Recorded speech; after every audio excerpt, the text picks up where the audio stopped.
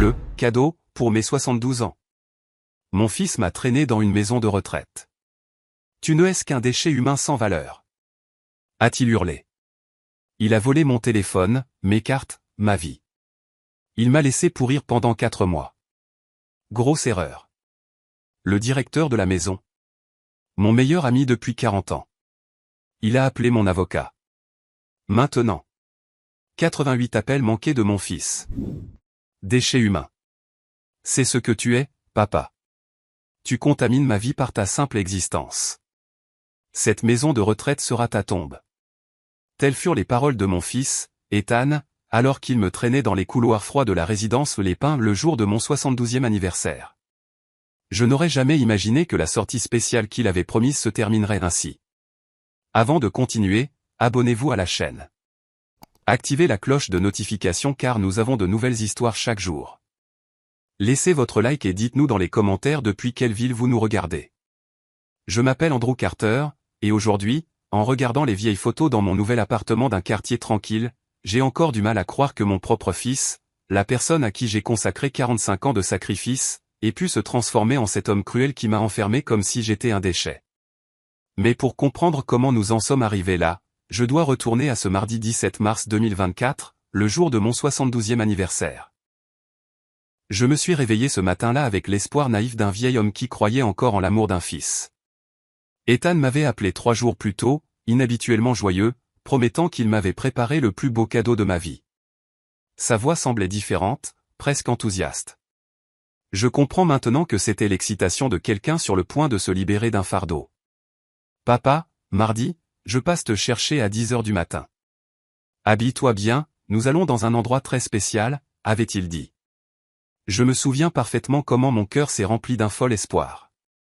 Peut-être, pensais-je, pourrions-nous enfin nous reconnecter. Les 5 dernières années avaient été distantes, depuis qu'il avait hérité de l'entreprise de sa mère, ma défunte épouse Béatrice, décédée il y a 7 ans. Ce matin-là, je me suis baigné avec soin. Je me suis rasé. J'ai mis ma plus belle chemise bleu clair et le pantalon gris que je gardais pour les grandes occasions. J'ai fait du café et j'ai attendu près de la fenêtre de mon appartement, dans notre riche quartier du centre-ville, en regardant la rue. À 10 heures précises, l'Audi noir d'Ethan s'est arrêté devant l'immeuble. Je suis descendu avec un sourire aux lèvres. Mon fils est sorti de la voiture, vêtu d'un costume sombre et d'une cravate rouge. Il m'a serré brièvement dans ses bras, une étreinte mécanique que j'aurais dû reconnaître comme un signal d'alarme, mais j'étais aveuglé par l'illusion. Joyeux anniversaire, papa. Aujourd'hui sera un jour que tu n'oublieras jamais, dit-il avec un sourire que j'ai alors interprété comme de l'affection. Comme il avait raison, mais pas de la manière que j'imaginais. Pendant le trajet d'1 heure vers la périphérie de la ville, j'ai essayé de parler. J'ai posé des questions sur Sarah, ma petite fille de 19 ans, sur l'entreprise, sur Nathalie, sa femme. Il répondait par des monosyllabes, le regard fixé sur la route. J'ai attribué son silence au stress du travail, quelle naïveté. J'ai remarqué d'étranges petites choses. Ethan vérifiait constamment sa montre, tambourinait impatiemment ses doigts sur le volant, et quand j'ai essayé d'allumer la radio, il m'a pratiquement tapé sur la main pour l'éteindre. Je préfère le silence, dit-il sèchement. J'ai dégluti, mal à l'aise, mais je me suis tu. Nous avons commencé à monter une route sinueuse dans les collines. Le paysage était magnifique. Des arbres de chaque côté, un ciel bleu clair, mais quelque chose dans mon estomac a commencé à se tordre. Nous avons passé un panneau indiquant « Résidence gériatrique Les Pins, 2 km ». J'ai pensé qu'Ethan faisait peut-être du bénévolat là-bas, qu'il m'emmenait voir l'endroit. Mon esprit cherchait encore des explications innocentes. Lorsque la voiture s'est arrêtée devant un bâtiment beige de 3 étages avec des barreaux blancs aux fenêtres, ma confusion a grandi. « Qu'est-ce qu'on fait ici, mon fils ?» ai-je demandé de la voix la plus douce possible. Il a coupé le moteur, a pris une profonde inspiration et, pour la première fois, il m'a regardé droit dans les yeux. Ce que j'ai vu dans ce regard m'a glacé le sang. Une froideur absolue, du mépris, presque du soulagement. « Papa, c'est ta nouvelle maison », dit-il avec un calme terrifiant. Avant que je puisse comprendre ces mots, il est sorti de la voiture, a fait le tour du véhicule, a ouvert ma portière violemment et m'a saisi le bras avec force. Allons-y. Ne rends pas ça plus difficile. Ethan, je ne comprends pas. Qu'est-ce que ça veut dire ? C'est une blague? Ma voix tremblait. Il n'a pas répondu. Il m'a juste traîné vers l'entrée. J'ai essayé de me libérer, mais à 72 ans, ma force n'était pas de taille. À la réception, une femme d'une cinquantaine d'années en uniforme blanc nous a accueillis avec une expression professionnelle mais mal à l'aise. « Monsieur Carter ?» demanda-t-elle en regardant Ethan. Il a hoché la tête. « Oui, j'amène mon père, Andrew Carter, pour une admission permanente. » Tout est déjà réglé.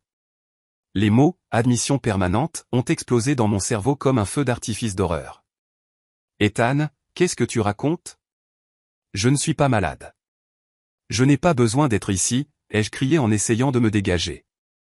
La réceptionniste nous regardait avec malaise, clairement habituée à ces scènes. Mon fils m'a traîné dans un long couloir qui sentait le désinfectant et la nourriture d'institution. Je criais, exigeant des explications, le suppliant de m'écouter. Il est resté silencieux, la mâchoire serrée, jusqu'à ce que nous arrivions à une petite chambre avec un lit simple, un casier en métal et une fenêtre à barreaux donnant sur une cour intérieure grise. Il m'a poussé à l'intérieur. Puis, enfin, il a parlé, et ces mots sont gravés à jamais dans ma mémoire. « Écoute-moi bien, papa, car c'est la dernière chose que je te dirai jamais. Tu ne vaux plus rien maintenant. Tu es un déchet humain qui ne fait que contaminer ma vie par ton existence. Chaque fois que je te vois, chaque appel de toi, chaque visite obligatoire me rappelle tout ce que je pourrais avoir si tu n'existais pas. Cette maison de retraite est ta place. Ici, tu pourriras jusqu'à ce que la mort ait enfin pitié de moi et t'emporte. » Je suis resté paralysé, incapable de respirer. Mon propre fils, dont j'avais changé les couches, à qui j'avais appris à faire du vélo, pour qui j'avais travaillé 70 heures par semaine pendant des années pour payer ses études dans la meilleure école préparatoire privée de la ville, investissant 150 000 $, me regardait avec une haine que je n'avais jamais vue diriger contre moi. Avant que je puisse répondre, Ethan s'est avancé vers moi et a commencé à m'arracher mes affaires. Il a pris mon téléphone portable de la poche de mon pantalon. « Tu n'en auras pas besoin. » Il a pris mon portefeuille avec ma carte d'identité, mes cartes bancaires, les photos de Sarah que je portais toujours. Ça non plus. Il a même enlevé la montre que Béatrice m'avait offerte pour notre 30e anniversaire. « Ethan, s'il te plaît, mon fils, parlons. Quoi que j'ai fait pour te contrarier, je suis désolé. Nous pouvons arranger ça, ai-je supplié, des larmes commençant à couler sur mes joues. Il a ri, un rire cruel et creux, vide de toute humanité. Arranger ça? Il n'y a rien à arranger, vieil homme. Tu as juste cessé d'être utile. Au revoir, papa. Profite de ta tombe vivante. Il est sorti de la chambre et a verrouillé la porte de l'extérieur. Je suis resté là, au milieu de cette cellule froide, à écouter ses pas s'éloigner dans le couloir. Puis le bruit du moteur de sa voiture qui démarre et enfin le silence. Je me suis laissé tomber sur le lit. Mon cœur brisé en 1000 morceaux. Mais quelque chose d'étrange s'est produit dans ce moment de désespoir absolu. Mon esprit d'ingénieur civil, entraîné pendant 50 ans à analyser des structures et des problèmes, a commencé à fonctionner avec une clarté inattendue. Je n'ai pas pleuré de manière incontrôlable. Je n'ai plus crié. Au lieu de cela, j'ai fermé les yeux et j'ai commencé à me souvenir, à observer, à enregistrer chaque détail de ce qui venait de se passer. Les mots exacts d'Ethan, son langage corporel, la façon dont la réceptionniste semblait mal à l'aise, le fait que mon fils ait dit « tout est déjà réglé ». Comme s'il avait planifié cela à l'avance. J'ai ouvert les yeux et j'ai observé la pièce méthodiquement, la fenêtre à barreaux, la porte verrouillée, l'absence totale de mes affaires. Ce n'était pas un malentendu. C'était un plan exécuté avec précision. Et c'est à ce moment-là, assis sur ce lit dur dans une maison de retraite qui sentait la solitude et l'abandon, que j'ai pris la décision la plus importante de ma vie. Si mon fils croyait m'avoir détruit, s'il pensait que j'allais abandonner et mourir tranquillement dans cette prison gériatrique, il se trompait lourdement. Je ne chercherais pas une vengeance aveugle. Je chercherais quelque chose de beaucoup plus puissant, la vérité, la justice, et peut-être, juste peut-être, une leçon que mon fils devait apprendre avant que son âme ne se perde complètement dans les ténèbres. Mais pour cela, il me faudrait du temps, de la patience et surtout, garder la tête froide. Car si ma carrière d'ingénieur m'avait appris quelque chose, c'est que les meilleures structures sont construites avec une planification minutieuse, et non avec des réactions impulsives. J'ai séché mes larmes. J'ai pris une profonde inspiration et j'ai commencé à observer tout ce qui m'entourait avec des yeux neufs. Non pas les yeux d'une victime, mais ceux d'un stratège qui venait de recevoir le défi le plus important de sa vie. Et ce qu'Ethan ne savait pas, ce qu'il n'aurait jamais pu imaginer dans ses pires cauchemars, c'est que le directeur de cette maison de retraite, l'homme qui avait signé les papiers d'admission, était Jake Miller, mon meilleur ami depuis 43 ans. Mais ça, mon fils l'apprendrait très bientôt. Les premiers jours au pain se sont écoulés avec une lenteur qui aurait brisé n'importe quel homme de moindre trempe. Mais moi, Andrew Carter, j'avais construit des ponts qui supportaient des tonnes. Je savais que la vraie force ne se mesure pas en cris, mais dans la capacité à rester lucide quand tout s'effondre. Le lendemain de mon enfermement, une jeune infirmière est entrée dans ma chambre. Elle s'appelait Rose Evans, selon son badge. Elle a apporté un plateau avec un petit déjeuner institutionnel, café à queue, pain grillé sec, une petite barquette de gelée. Elle m'a observé avec ce mélange de pitié et de professionnalisme qu'elle appliquait sûrement à tous les résidents âgés. « Bonjour, monsieur Carter. »« Comment avez-vous dormi ?» demanda-t-elle d'une voix douce. J'aurais pu crier la vérité. J'aurais pu lui dire que mon fils m'avait kidnappé contre mon gré, mais quelque chose en moi m'a averti d'être stratégique. « Bonjour, Rose », ai-je répondu avec un calme qui m'a surpris moi-même. « Je pourrais aller mieux, mais j'apprécie votre gentillesse. » Elle a cligné des yeux, ne s'attendant clairement pas à de la cohérence de la part de quelqu'un censé souffrir de démence sévère. Pendant ces 3 premières semaines, j'ai établi une routine méticuleuse. Chaque matin, je me levais à 6 heures, faisais des exercices légers dans ma chambre, me lavais soigneusement. Quand le personnel entrait, je discutais poliment avec eux, leur demandais des nouvelles de leur famille, me souvenais de leur nom. Je voulais que tout le monde voie que mon esprit fonctionnait parfaitement. Rose est devenue ma principale source d'information. Un après-midi, alors qu'elle m'apportait les médicaments que je faisais semblant de prendre mais que je cachais sous ma langue pour les recracher plus tard, je lui ai demandé nonchalamment, « Rose, mon fils vous a-t-il parlé quand il m'a amené ?» Elle a hésité, mal à l'aise. « Monsieur Carter, je ne devrais pas. »« S'il vous plaît », ai-je insisté doucement. « Je veux juste comprendre ce qu'il vous a dit. »« J'ai le droit de savoir, ne pensez-vous pas ?» Elle a soupiré, regardant vers la porte pour s'assurer que personne n'écoutait. « Votre fils nous a expliqué que vous aviez demandé à venir ici volontairement. Il a dit que vous étiez devenu agressif dernièrement, que vous aviez des épisodes violents, que vous oubliez des choses importantes comme laisser la cuisinière allumée. Il nous a montré de supposés rapports médicaux indiquant un Alzheimer avancé. » Chaque mot était un mensonge soigneusement construit.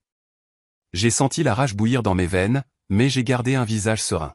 « Et qu'en pensez-vous, Rose ? Vous semble-t-il que je sois agressif ou dément ? » Elle m'a regardé droit dans les yeux pour la première fois.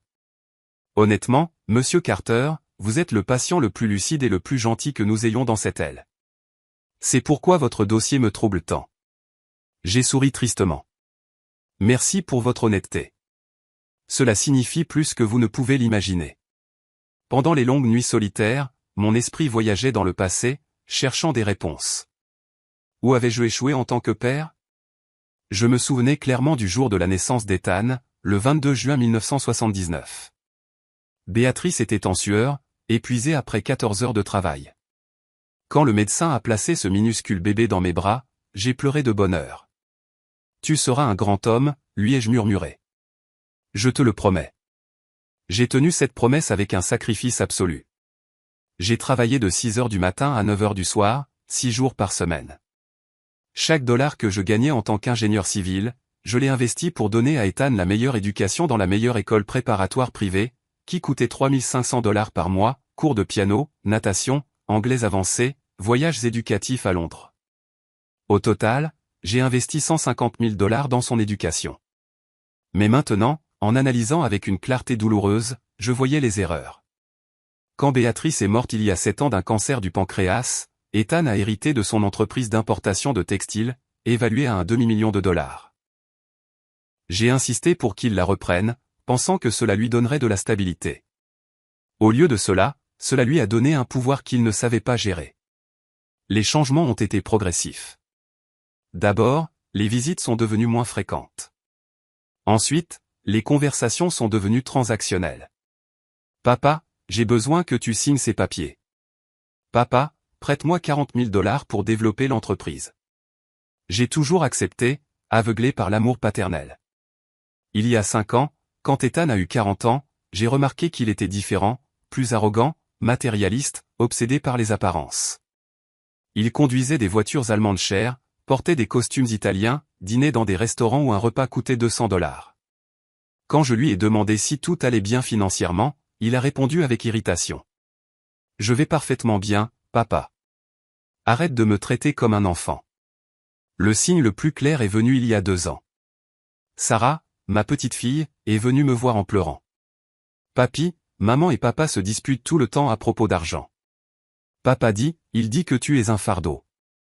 Que quand tu ne seras plus là, il pourra vendre tes propriétés et vivre confortablement. » Je l'ai consolé, pensant que c'étaient des mots prononcés dans un moment de stress. Quelle naïveté. Maintenant, enfermé dans cette chambre froide, les pièces du puzzle s'emboîtaient avec une clarté brutale. Ethan ne m'avait pas admis par souci médical. Il m'avait admis parce que je suis un obstacle entre lui et mon patrimoine. Les 3 propriétés commerciales dans un quartier de premier choix du centre-ville, que j'ai acheté avec des décennies de travail, évaluées à 800 000 $, les 300 000 $ d'investissement, les comptes en banque avec les économies que j'ai accumulées en vivant modestement. Un après-midi, le 10e jour de mon enfermement, j'ai eu une conversation révélatrice avec Linda, une autre infirmière d'une 60aine d'années. Elle nettoyait ma chambre pendant que je regardais par la fenêtre à barreaux. « Monsieur Carter, » dit soudain Linda. « Je travaille dans des maisons de retraite depuis 32 ans. J'ai tout vu. Et laissez-moi vous dire quelque chose. Vous n'avez pas votre place ici. Votre regard est trop clair. Vos mouvements trop assurés.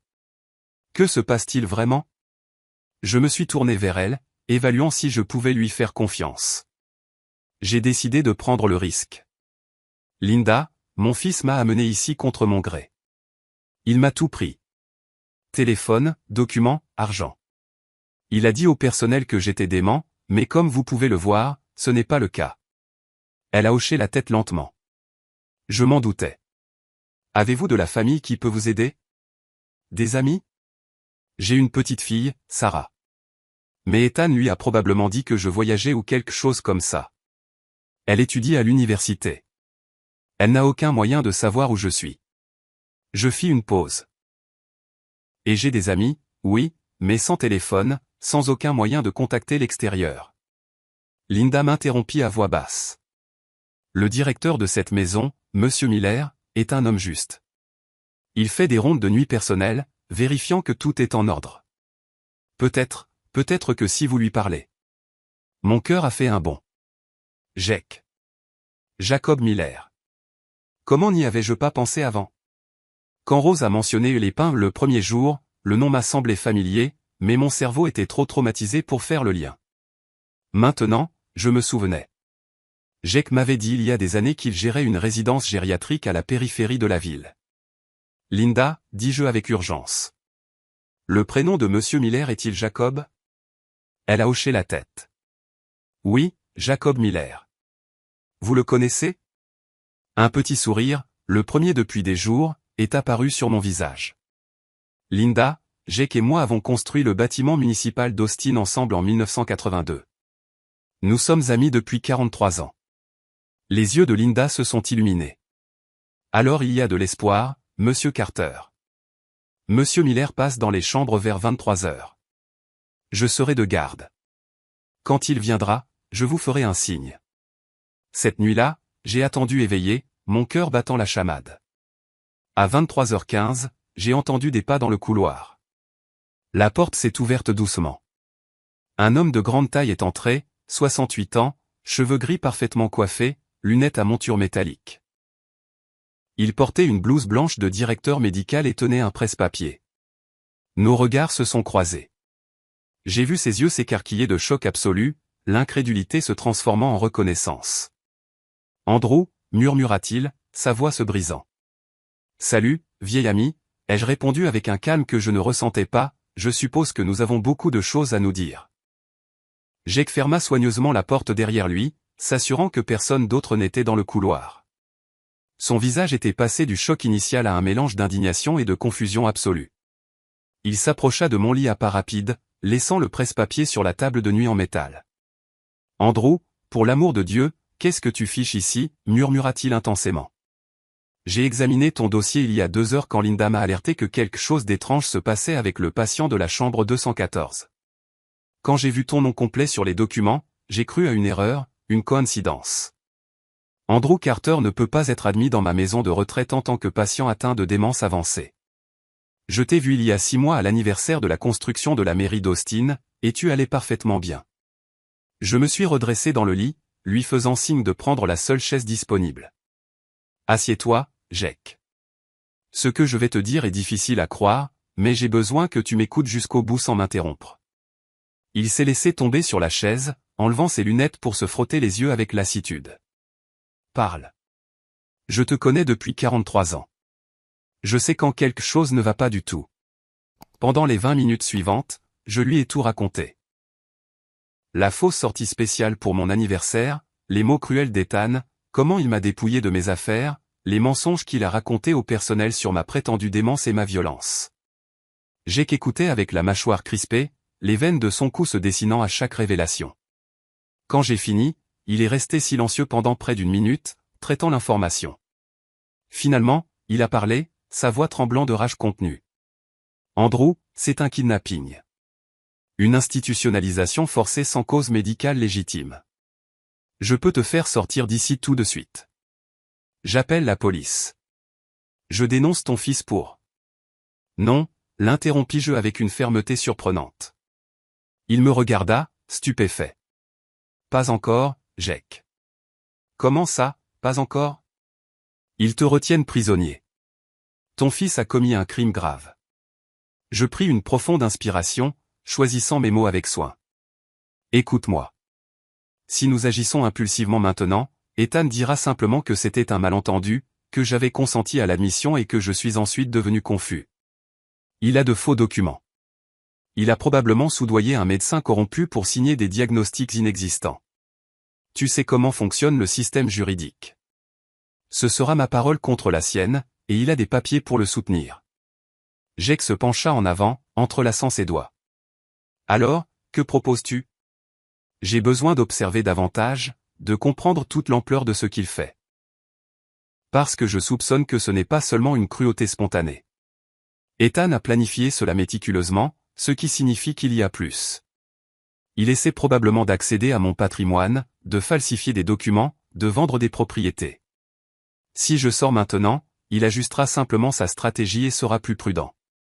Mais si je reste ici quelques semaines de plus, sous ta protection discrète, nous pourrons rassembler des preuves irréfutables. » Le visage de Jake montrait un conflit interne entre l'impulsion de m'aider immédiatement et la logique froide de mon argument.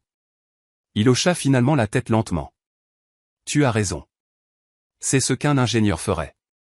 Analyser toute la structure avant d'intervenir. Mais Andrew, je ne te laisserai pas dans cette chambre misérable un jour de plus. » Il se leva avec détermination. « Demain matin, je te transfère dans la suite du 3e étage, celle que nous réservons aux membres de la famille des patients qui visitent pour de longues périodes. Elle a une salle de bain privée, une télévision, un téléphone interne. Officiellement, tu seras toujours un patient, mais en réalité, tu seras mon invité protégé. De quel patrimoine ton fils essaie-t-il de s'emparer ? » Je me suis adossé au mur froid. 3 propriétés commerciales dans des emplacements de premier choix, évaluées ensemble à 800 000 $. Des investissements en obligations et en actions pour environ 300 000 $. Des comptes d'épargne à la Bank of America avec environ 220 000 $ accumulés sur 40 ans de travail. Total, 1 320 000 $, plus ou moins. Jake siffla à voix basse. Un motif puissant pour enfermer un père. A-t-il accès à quoi que ce soit actuellement ? Pas directement, mais s'il parvient à me faire déclarer mentalement incompétent en utilisant ces faux documents que tu as mentionnés, il pourrait demander la tutelle légale et prendre le contrôle de tout. C'est pourquoi il est crucial qu'il ne sache pas que toi et moi nous connaissons. Tant qu'il me croit complètement isolé, vulnérable et sans ressources, il se sentira en sécurité pour agir, et chaque action qu'il entreprendra sera une preuve. Jake se dirigea vers la fenêtre, regardant la cour sombre. Tu as mentionné que tu avais des documents importants. Où sont-ils ? J'ai souri pour la première fois avec une ruse authentique.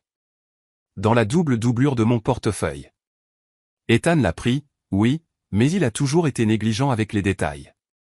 Il l'a probablement jeté dans un tiroir de bureau sans le vérifier à fond. Si nous parvenons à le récupérer, nous y trouverons des photocopies réduites des titres de propriété, les codes d'accès à mon coffre-fort à la succursale de la Bank of America sur Main Street, et le numéro de téléphone direct d'Evan Shaw. Evan Shaw, l'avocat d'affaires? Le même. Mon avocat personnel depuis 22 ans. Il a des copies de tous mes documents juridiques, testaments, procurations. Oui, Jake. Tu peux le contacter discrètement en mon nom. Il peut commencer une enquête silencieuse sur les activités d'Ethan. Evan est méticuleux, un ancien procureur. Il saura exactement quoi chercher. Jake retourna à la chaise, maintenant avec l'expression d'un stratège militaire. Très bien, voici ce que nous allons faire. Demain à la première heure, je te transfère dans la suite. Je dirai au personnel que tu as besoin d'un isolement spécial en raison d'épisodes d'agitation nocturne qui nécessitent une supervision directe. Cela justifiera que je te rende visite fréquemment sans éveiller les soupçons. Je te fournirai un téléphone portable de base que seuls toi et moi connaîtrons. De là, tu pourras contacter Evan. Parfait. Mais il y a quelque chose de plus important, Jake. J'ai besoin que tu documentes tout sur mon admission. L'absence d'une évaluation médicale préalable légitime, les déclarations qu'Ethan a faites au personnel, toute irrégularité dans les documents. Si cela va un jour au tribunal, nous aurons besoin de preuves institutionnelles que c'était une fraude dès le début. Il hocha vigoureusement la tête. J'ai un accès complet au dossier. Je peux faire des copies de tout sans que personne ne s'en aperçoive. De plus, j'installerai une petite caméra de sécurité dans ta nouvelle chambre, officiellement pour la surveillance médicale. En réalité, elle enregistrera tout ce dont nous aurons besoin. Nous sommes restés silencieux un moment, mesurant l'ampleur de ce que nous planifions. Finalement, Jake a parlé, sa voix chargée d'émotion. Andrew, quand nous avons travaillé ensemble à Austin, en construisant ce bâtiment municipal en 1982, nous étions jeunes. Tu avais 30 ans, j'en avais 26.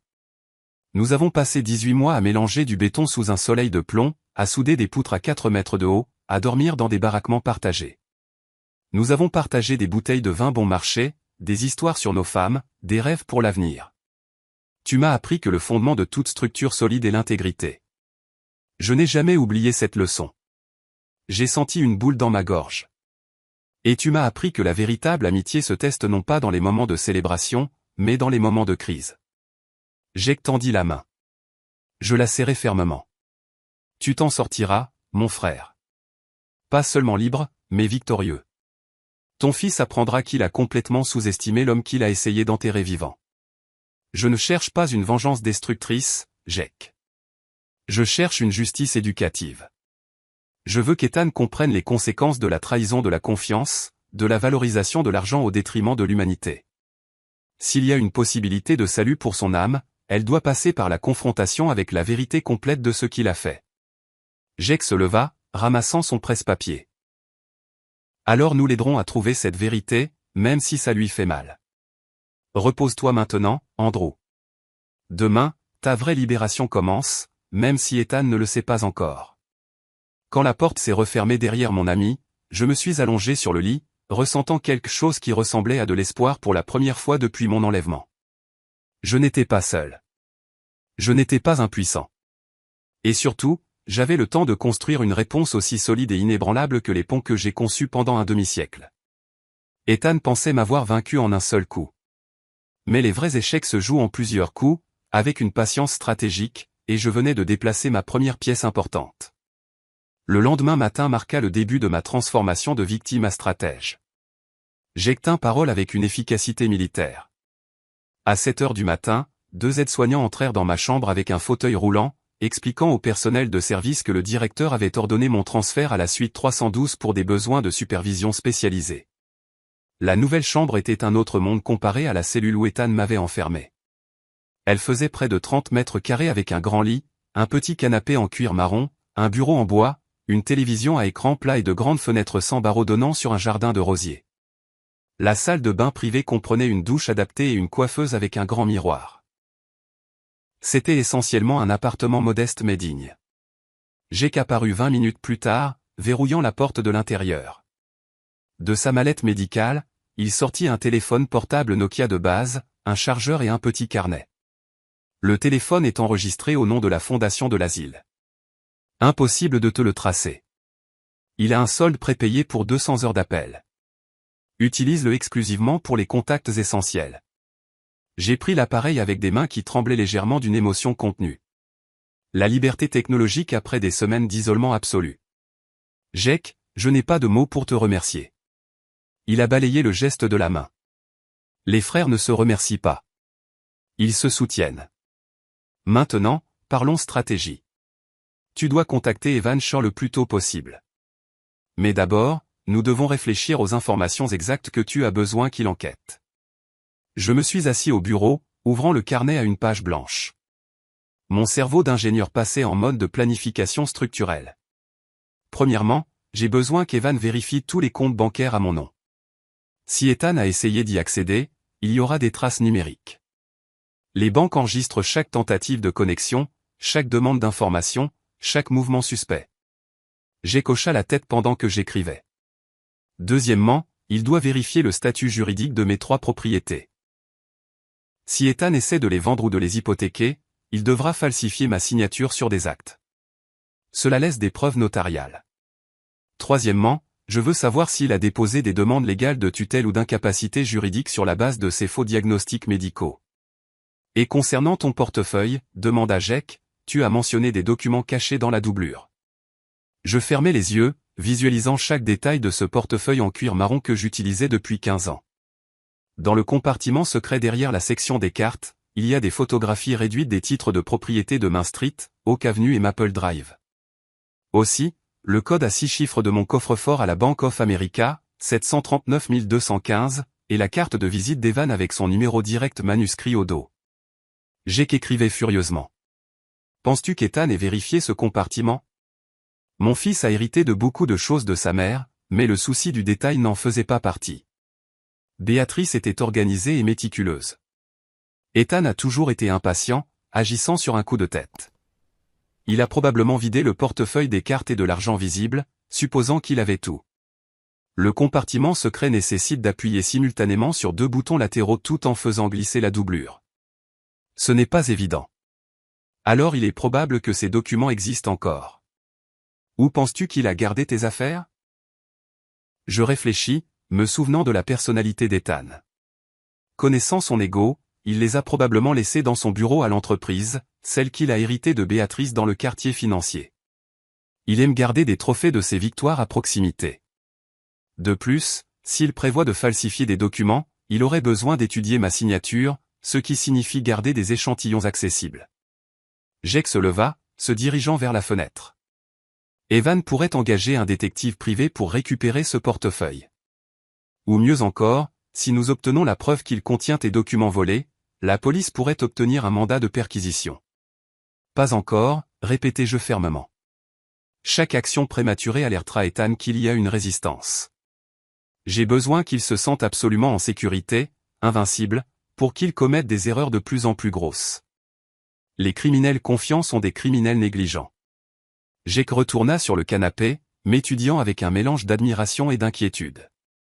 Andrew, je comprends la logique, mais rester volontairement ici pendant que ton fils pense qu'il t'a détruit. Es-tu sûr de pouvoir le supporter émotionnellement? La question était pertinente. Pendant ces semaines, j'avais pleuré dans la nuit solitaire. J'avais senti mon cœur se briser chaque fois que je me souvenais du petit garçon qui me serrait dans ses bras en criant « Papa » quand je rentrais du travail. Mais quelque chose de plus grand que ma douleur personnelle était en jeu. Jake, si je cède maintenant à l'impulsion de m'échapper et de le dénoncer, Ethan recevra une punition légale. Oui, peut-être quelques mois de prison, une amende, un casier judiciaire.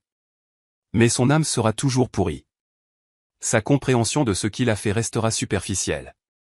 Il n'y aura pas de véritable transformation, seulement du ressentiment d'avoir été pris. Je me suis levé, sentant une conviction absolue. Mais si je construis cela correctement, si je documente chaque mensonge, chaque trahison, chaque acte de cruauté, et que je lui présente ensuite non seulement comme une preuve juridique, mais comme un miroir moral, il y a une possibilité microscopique que quelque chose en lui se réveille. Qu'il regarde ce miroir et voit enfin le monstre qu'il est devenu. Et s'il y a ne serait-ce qu'une chance de 1% de sauver son humanité, cela vaut la souffrance supplémentaire. Jake avait les larmes aux yeux.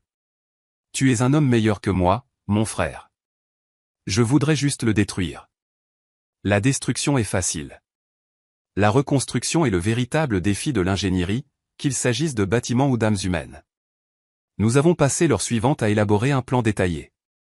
Jake contacterait Evan cet après-midi même en utilisant un téléphone sécurisé de son bureau privé. Il lui expliquerait la situation complète, en lui envoyant des photographies de mon dossier frauduleux comme preuve préliminaire. Evan commencerait une enquête discrète immédiate sur les mouvements financiers suspects. De plus, Jake installerait une caméra de sécurité miniature dans ma suite, officiellement pour la surveillance médicale. En réalité, elle enregistrerait nos réunions stratégiques comme sauvegarde documentaire. Il me fournirait également un accès à Internet via une tablette personnelle, me permettant de faire des recherches sur les lois pertinentes concernant l'institutionnalisation forcée, la tutelle frauduleuse et les droits des personnes âgées. Encore une chose, dis-je alors que Jake se préparait à partir. J'ai besoin que tu enregistres les conversations avec le personnel sur ce qu'Ethan leur a dit lors de mon admission initiale. Ces fausses déclarations sur ma prétendue violence et ma démence. Les témoignages de Rose, Linda, de quiconque a interagi avec lui. Chaque mensonge documenté est une munition future. Considère que c'est fait. Rose m'a déjà exprimé des doutes sur ton diagnostic. Je suis sûr qu'elle témoignera si nécessaire. Après le départ de Jake, je me suis assis au bureau avec le téléphone portable entre les mains. J'avais mémorisé le numéro d'Evan après 22 ans de relations professionnelles, mais j'ai décidé d'attendre que Jake fasse le premier contact. Il était important qu'Evan reçoive le contexte complet avant d'entendre ma voix, pour éviter des réactions émotionnelles qui pourraient compromettre l'enquête. À la place, j'ai ouvert le carnet et j'ai commencé à écrire une chronologie détaillée des événements. Date exacte de mon admission, mardi 17 mars 2024. Heure approximative, 11h30. Paroles exactes d'Ethan, tu ne vaux plus rien maintenant. Tu es un déchet humain qui ne fait que contaminer ma vie par ton existence. Chaque détail, chaque geste, chaque pièce potentielle de preuve. J'ai aussi écrit des réflexions sur mon histoire avec Ethan. Les beaux moments. Son premier jour d'école à 5 ans, pleurant, s'accrochant à ma jambe jusqu'à ce que je le convainque qu'il serait courageux. Son diplôme universitaire avec mention en administration des affaires. La fierté que j'ai ressentie. Son mariage avec Nathalie. Dansant la valse maladroitement pendant que je riais. La naissance de Sarah, quand il m'a appelé à minuit en criant avec enthousiasme, « Papa, tu es grand-père ». Mais aussi les moments sombres que j'ai ignorés par amour aveugle. Quand je l'ai surpris à 16 ans en train de voler de l'argent dans le portefeuille de Béatrice. Quand il a brutalement licencié une femme de ménage pour avoir accidentellement cassé une assiette chère. Quand il s'est moqué d'un mendiant dans la rue devant Sarah, lui apprenant le mépris. Les signes étaient toujours là. J'ai juste refusé de les voir, blâmant le stress, les influences extérieures, tout sauf accepter que mon fils développait des valeurs corrompues. Cette nuit-là, allongé dans le lit confortable avec des draps propres, j'ai regardé le plafond, pensant à Béatrice. Si elle était en vie, aurait-elle empêché cela? Ou Ethan l'aurait-il trahi, elle aussi, pour hériter plus vite? La deuxième option me terrifiait davantage. Mon téléphone a vibré. Un message de Jake. J'ai contacté Evan. Il vient demain. Déguisé en consultant social. Prépare-toi.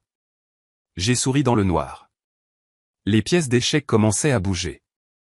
Evan Shaw arriva à la maison de retraite à 10 heures précises le lendemain, vêtu d'un costume gris discret et portant une mallette en cuir noir qui identifiait n'importe quel consultant d'entreprise. Il avait 55 ans, des cheveux poivre et sel parfaitement coupés et ce regard pénétrant d'un avocat qui avait passé 20 ans au bureau du procureur avant de créer son cabinet privé. Jake l'escorta personnellement jusqu'à ma suite, le présentant au personnel comme un spécialiste des droits des patients gériatriques effectuant un audit de qualité. Personne ne questionna l'explication. Quand la porte se ferma derrière eux, Evan laissa tomber toute prétention professionnelle et me serra fort dans ses bras. Andrew, mon Dieu. Quand Jake m'a raconté au téléphone hier, je suis resté éveillé toute la nuit. Je n'arrivais pas à croire qu'Ethan soit capable de quelque chose comme ça. Sa voix se brisa légèrement. Il prit une profonde inspiration, retrouvant son sang-froid. Assieds-toi. J'ai beaucoup de choses à te rapporter, et rien n'est bon. Nous nous sommes installés tous les trois autour du bureau. Evan ouvrit sa mallette, en extrayant un épais dossier avec des documents marqués d'onglets colorés. Son organisation méticuleuse était légendaire parmi ses clients. Commençons par les comptes bancaires, dit-il en ouvrant la section bleue. Votre fils a tenté d'accéder à vos 3 comptes principaux à la Bank of America en utilisant des procurations qu'il a fabriquées lui-même. Il a falsifié votre signature sur des documents notariés, affirmant que vous lui aviez accordé un plein pouvoir légal sur vos finances en raison d'un déclin cognitif progressif. Heureusement, le directeur de votre agence, Vincent Ortega, vous connaît personnellement depuis 18 ans. Il a trouvé les signatures suspectes et a temporairement bloqué l'accès, demandant une vérification supplémentaire. J'ai ressenti un soulagement mêlé d'horreur. Vincent m'a sauvé sans le savoir. Ethan sait-il qu'il a été bloqué? Oui. Selon Vincent, votre fils a fait une scène furieuse à l'agence il y a 10 jours, criant que c'était une urgence familiale, qu'il avait besoin des fonds pour votre traitement médical urgent. Vincent a tenu bon, expliquant que le protocole bancaire exige une confirmation personnelle du titulaire du compte en cas de changement aussi important. Ethan a menacé de le poursuivre en justice. J'ai qu'intervint, sa voix empreinte de mépris. Donc, il essaie activement de voler depuis plus de 2 semaines. Ce n'était pas une impulsion momentanée. C'est une campagne planifiée. Evan passa à la section jaune. Maintenant, les biens. Votre Mercedes-Benz modèle 2020 a été vendu il y a 3 semaines à un concessionnaire de voitures d'occasion dans une banlieue pour $15 400. Ethan a utilisé une copie des documents du véhicule auquel il avait apparemment accès, a signé en tant que votre mandataire et a reçu le paiement en espèces. Le concessionnaire n'a pas vérifié correctement car la transaction semblait légitime en surface. Ma voiture, murmurai-je. J'avais acheté cette Mercedes pour fêter mes 70 ans, un cadeau à moi-même après des décennies d'austérité. Est-elle récupérable? Difficile. Elle a déjà été revendue à un acheteur tiers. Nous pourrions intenter un procès, mais cela prendrait des années. Mieux vaut l'utiliser comme preuve criminelle de détournement de fonds. Evan continua, le visage de plus en plus sombre. Mais voici la partie vraiment alarmante. Votre propriété commerciale sur Main Street est en cours de vente. Ethan a trouvé un acheteur prêt à payer $400 000. Il a déjà signé un contrat d'achat, encore une fois en utilisant des documents falsifiés. La clôture finale est prévue dans 6 semaines devant un notaire. Si cela se produit, vous perdrez une propriété évaluée à près d'un $250 000. L'air me manqua. Comment arrêtons-nous ça? En déposant une plainte formelle auprès de l'association des notaires. J'ai déjà rédigé le document. J'ai juste besoin de votre signature m'autorisant. Le notaire est obligé de vérifier l'identité personnelle du vendeur avant la clôture. Lorsqu'il découvrira la fraude, non seulement la vente sera annulée, mais il y aura des preuves documentaires de la tentative. Je pris le stylo qu'Evan me tendit, signant d'une main tremblante mais déterminée. Quoi d'autre? Evan échangea un regard significatif avec Jake avant d'ouvrir la section rouge.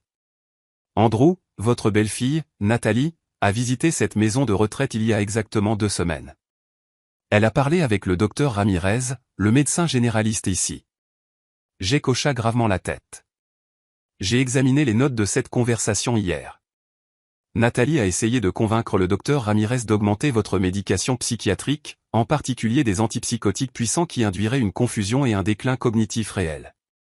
Elle a affirmé que vous étiez dangereux, que vous aviez menacé de violence. Il voulait me transformer en ce qu'il prétendait que j'étais déjà, murmurai-je, nauséeux.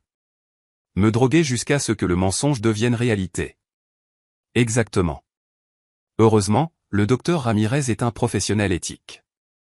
Il a refusé la demande, expliquant qu'il ne prescrit des médicaments que sur la base d'une évaluation médicale directe, et non sur des demandes familiales. Mais voici le pire.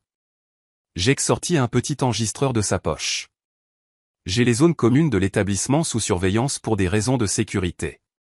Nathalie ne savait pas qu'il y avait un microphone dans la salle d'attente. Écoutez ça. Il appuya sur play. La voix de Nathalie sortit, claire et sans équivoque. Docteur, comprenez la situation. Mon beau-père fait obstacle à nos projets financiers.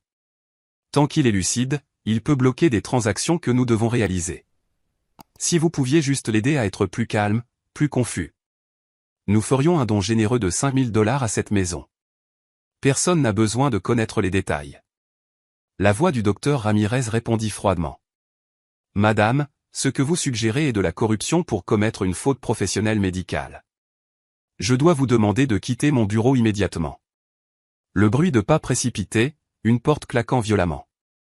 Jake éteignit l'enregistrement. Tentative de corruption documentée, dit Evan avec une satisfaction sombre. C'est un délit grave. Nathalie pourrait encourir jusqu'à 4 ans de prison. Je suis resté silencieux, mesurant la profondeur de la conspiration. Ce n'était pas seulement Ethan agissant impulsivement. C'était une opération coordonnée avec Nathalie pour m'incapaciter chimiquement illégalement tout en volant systématiquement tout ce pour quoi j'avais travaillé pendant un demi-siècle. Y a-t-il plus? Demandai-je, bien qu'une partie de moi craignît la réponse. Evan hocha lourdement la tête. Ethan a déposé une demande judiciaire préliminaire pour vous faire déclarer légalement incompétent. Il a utilisé les faux diagnostics médicaux qu'il a obtenus. Dieu sait comment, probablement en soudoyant un médecin peu scrupuleux. L'audience est prévue dans 2 mois. Si le juge approuve l'incapacitation sans que vous soyez présent pour vous défendre, Ethan obtiendrait la tutelle légale complète, un contrôle total sur votre personne et votre patrimoine. Alors nous avons 2 mois pour monter une contre-attaque complète, dis-je, sentant ma détermination se cristalliser. Evan, j'ai besoin que tu documentes absolument tout. Chaque tentative de fraude bancaire, chaque falsification, chaque pot de vin. Nous allons construire un dossier pénal si solide qu'il sera irréfutable. Je suis déjà dessus. Mais Andrew? Evan me regarda directement. Pourquoi ne pas sortir maintenant? Nous avons suffisamment de preuves pour arrêter Ethan et Nathalie aujourd'hui. Pourquoi attendre? Je me suis levé, me dirigeant vers la fenêtre qui donnait sur le jardin. Un vieil homme se promenait lentement parmi les rosiers, poussé dans un fauteuil roulant par une jeune infirmière. J'ai pensé à tous les parents âgés trahis par des enfants avides, réduits à des objets, à des obstacles monétaires. Parce que je veux qu'Ethan aille jusqu'au bout, ai-je répondu sans me retourner. Je veux qu'il exécute son plan complètement, qu'il croie qu'il a gagné, qu'il savoure cette fausse victoire. Ce n'est qu'alors, quand il sera le plus confiant et le plus vulnérable, que nous lui montrerons le miroir complet de sa monstruosité. La chute d'une plus grande hauteur génère un plus grand impact, et seul un impact absolu a une chance microscopique de transformation authentique. Evan referma lentement son dossier. Vous jouez aux échecs pendant que votre fils joue aux dames. Il n'a aucune idée de l'adversaire auquel il fait face. Mon fils m'a appris quelque chose sans le vouloir, dis-je en me tournant vers eux. Il m'a appris que l'amour paternel a des limites. Qu'un moment vient où il faut choisir entre protéger son enfant des conséquences ou le protéger avec les conséquences. J'ai passé 72 ans à choisir la première option. Il est temps de choisir la seconde. Jake s'approcha, posant une main sur mon épaule. Et si cela ne le change pas, Andrew, s'il est trop tard pour sa rédemption, alors au moins tu l'empêcheras de détruire d'autres personnes. Sarah, de futurs partenaires, des employés, quiconque croisera son chemin. Parfois, sauver une âme signifie d'abord la briser complètement pour la reconstruire sur des bases solides. Nous sommes restés silencieux tous les 3, unis par un but commun. Evan a finalement parlé. Je continuerai d'enquêter. Chaque semaine, je vous apporterai des mises à jour déguisées en audit. Nous documenterons tout jusqu'au dernier détail. Après leur départ, je me suis assis pour écrire une longue lettre à Sarah. Elle méritait de savoir la vérité, éventuellement, mais pas encore. D'abord, je devais achever cette architecture de justice éducative. Brique par brique, preuve par preuve. Mon téléphone a vibré. Un message de Jake. Rose rapporte qu'Ethan n'a pas appelé une seule fois pour demander de tes nouvelles. 4 semaines de silence absolu. 4 semaines depuis qu'il m'a abandonné ici pour mourir. Oublié. J'ai souri amèrement. Parfait. Chaque jour d'abandon était une autre ligne dans le dossier sur sa cruauté. Le jour exact où j'ai achevé 3 mois enfermé au pain, un jeudi pluvieux de mi-juin, j'ai entendu des coups désespérés à la porte de ma suite. Il était 16 heures. Jake était parti à une réunion administrative à la mairie. Je lisais des rapports juridiques qu'Evan m'avait laissés ce matin-là quand les coups sont devenus plus insistants. Papy, je sais que tu es là. S'il te plaît, ouvre. Mon cœur s'est arrêté. Sarah. C'était la voix de Sarah, chargée d'angoisse et de détermination. Je me suis levé si vite que j'ai eu un vertige momentané, courant vers la porte. Je l'ai ouverte. Là se trouvait ma petite fille, trempée par la pluie, les cheveux noirs collés au visage, les yeux rouges d'avoir pleuré. Elle portait un sac à dos d'université sur une épaule. Et dans sa main, elle tenait un téléphone portable montrant un écran avec l'adresse de l'asile. Nous nous sommes regardés pendant une seconde éternelle avant qu'elle ne se jette dans mes bras, sanglotant contre ma poitrine. Papy, je t'ai trouvé. Je t'ai enfin trouvé. Je l'ai serré dans mes bras avec une force que je ne savais pas posséder encore, sentant 3 mois de douleur concentrée s'écouler à travers ce contact. Sarah, ma chérie, comment? Elle s'est légèrement écartée, essuyant ses larmes avec le dos de sa main. Entre. Nous avons beaucoup de. Est-ce que quelqu'un d'autre sait que je suis venu? Juste le personnel de la réception, je suppose. Entre vite. J'ai fermé la porte, la guidant vers le canapé. Elle a laissé tomber son sac à dos, regardant autour de la suite avec un mélange de soulagement et de confusion. Cet endroit est. Je ne m'attendais pas à ça. Papa a dit que tu étais dans une clinique spécialisée en Suisse pour un traitement expérimental contre l'Alzheimer. Ton père ment extraordinairement bien quand ça l'arrange, ai-je répondu avec une amertume que je ne pouvais pas cacher. Assieds-toi, Sarah. Je dois te dire toute la vérité avant qu'il ne découvre que tu m'as trouvé. Pendant la demi-heure suivante, je lui ai tout raconté. La fausse sortie d'anniversaire, les mots cruels, le dépouillement de mes affaires, l'isolement forcé. Elle a écouté, son expression se transformant de choc en horreur, puis en fureur contenue. Quand j'ai mentionné la tentative de Nathalie de me droguer par corruption médicale, Sarah s'est levée brusquement. Je savais que quelque chose n'allait pas, papy. Il y a 2 mois, j'ai commencé à remarquer des choses étranges. Papa rentrait à la maison avec des sacs de magasins chers. Maman avait de nouveaux bijoux chaque semaine. Ils ont acheté une nouvelle Audi, une A6, pour 62 000 $, payée en espèces. Quand j'ai demandé d'où venait tant d'argent, papa a dit que l'entreprise était en plein essor. Elle s'est rassise, sortant un petit carnet de son sac à dos. Mais j'étudie la psychologie, papy. Je sais reconnaître les schémas comportementaux. Alors j'ai commencé à documenter. Elle a ouvert le carnet, me montrant des pages remplies d'une écriture serrée. J'ai enregistré chaque gros achat, chaque voyage, chaque dépense étrange. J'ai pris le carnet, lisant avec une stupéfaction croissante. Sarah avait documenté méticuleusement. 3 avril, voyage à Dubaï, 5 jours, hôtel de luxe, estimé à 8 000 $. 16 avril, maman achète un collier de diamants, 18 000 $, selon une conversation téléphonique que j'ai surprise. 29 avril. Papa achète une Rolex submarinée, 13 000 $. La liste continuait page après page. À la fin, Sarah avait calculé le total, 123 000 $ en 4 mois. Sarah, c'est de l'or en barre comme preuve. Comment as-tu su me chercher ici spécifiquement? Elle a souri tristement. Il y a 3 semaines, j'ai essayé de t'appeler. Ton numéro était déconnecté. Je suis allé à ton appartement. Le courrier non relevé s'accumulait. J'ai confronté papa. Il a répété l'histoire de la Suisse, mais quelque chose dans ses yeux. Il mentait. Je le savais avec une certitude absolue. Elle se pencha en avant, l'intensité brûlant dans son regard. J'ai commencé à enquêter par moi-même. Je suis allé dans son bureau un soir où il était sorti. J'ai trouvé des documents, des papiers avec ta signature qui semblaient bizarres, différents. Et j'ai trouvé des reçus de paiement pour cette résidence. 3 mois prépayés pour un total de 3600 $. Et puis rien, comme s'il t'avait juste abandonné ici, attendant que tu disparaisses tout simplement. Ma gorge s'est serrée d'émotion. Tu as risqué gros en fouinant comme ça. Si ton père t'avait surprise. Je me fiche de ce que papa pense, dit-elle avec une véhémence inhabituelle. Tu es mon grand-père, le seul qui m'a appris de vraies valeurs. Qui m'a écouté quand tout le monde m'ignorait. Qui a payé pour mon université quand papa a dit que c'était une dépense inutile parce que les femmes finissent par se marier de toute façon. Je te dois tout.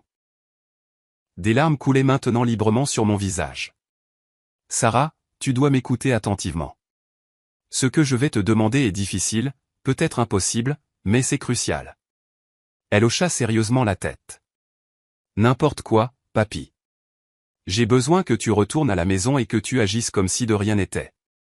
Tu ne peux pas révéler que tu m'as trouvé. Tu ne peux pas confronter ton père. J'ai besoin que tu sois mes yeux et mes oreilles à l'extérieur, documentant chaque mouvement de tes parents, pendant que je construis un dossier juridique solide contre eux. Je vis le conflit dans son expression. Tu veux que je prétende que tout est normal alors que je sais qu'ils te retiennent prisonnier ici? Je ne suis plus un prisonnier, ai-je expliqué. Le directeur de cette maison, Jacob Miller, est mon meilleur ami depuis 43 ans. Il me protège, m'aide à rassembler des preuves. J'ai un avocat qui travaille sur le dossier. Mais nous avons besoin de plus de temps, de plus de preuves. Si nous agissons prématurément maintenant, ton père pourrait échapper à toutes les conséquences. Sarah traita l'information, se mordant la lèvre inférieure comme elle le faisait depuis qu'elle était enfant quand elle réfléchissait profondément. Donc, c'est un piège. Tu laisses papa penser qu'il a gagné pendant que tu prépares une contre-attaque. Exactement. Mais Sarah, tu dois comprendre quelque chose. Cela se terminera par des accusations criminelles graves contre ton père. La prison, probablement. Ta mère aussi. Peux-tu vivre avec ça? Elle m'a regardé sans ciller.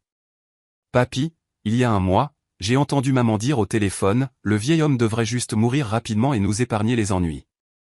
Elle parlait de toi. Mon propre père t'appelle et déchet humain quand il pense que personne n'écoute. Ce ne sont plus mes parents. Ce sont des étrangers avides qui utilisent ton argent pour vivre des fantasmes de luxe pendant que tu pourris ici. Alors oui, je peux très bien vivre en les regardant payer. Je les serrai de nouveau dans mes bras. Tu es plus forte et plus courageuse que je ne l'étais à ton âge. Mais ce sera douloureux. Les voir tous les jours, simuler l'amour familial alors que tu connais la vérité. Je le vis déjà depuis des semaines, répondit-elle. Au moins maintenant, j'aurai un but.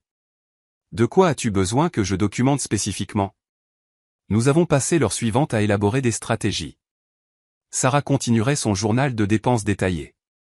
Elle essaierait de photographier des documents si elle avait de nouveau accès au bureau d'Ethan.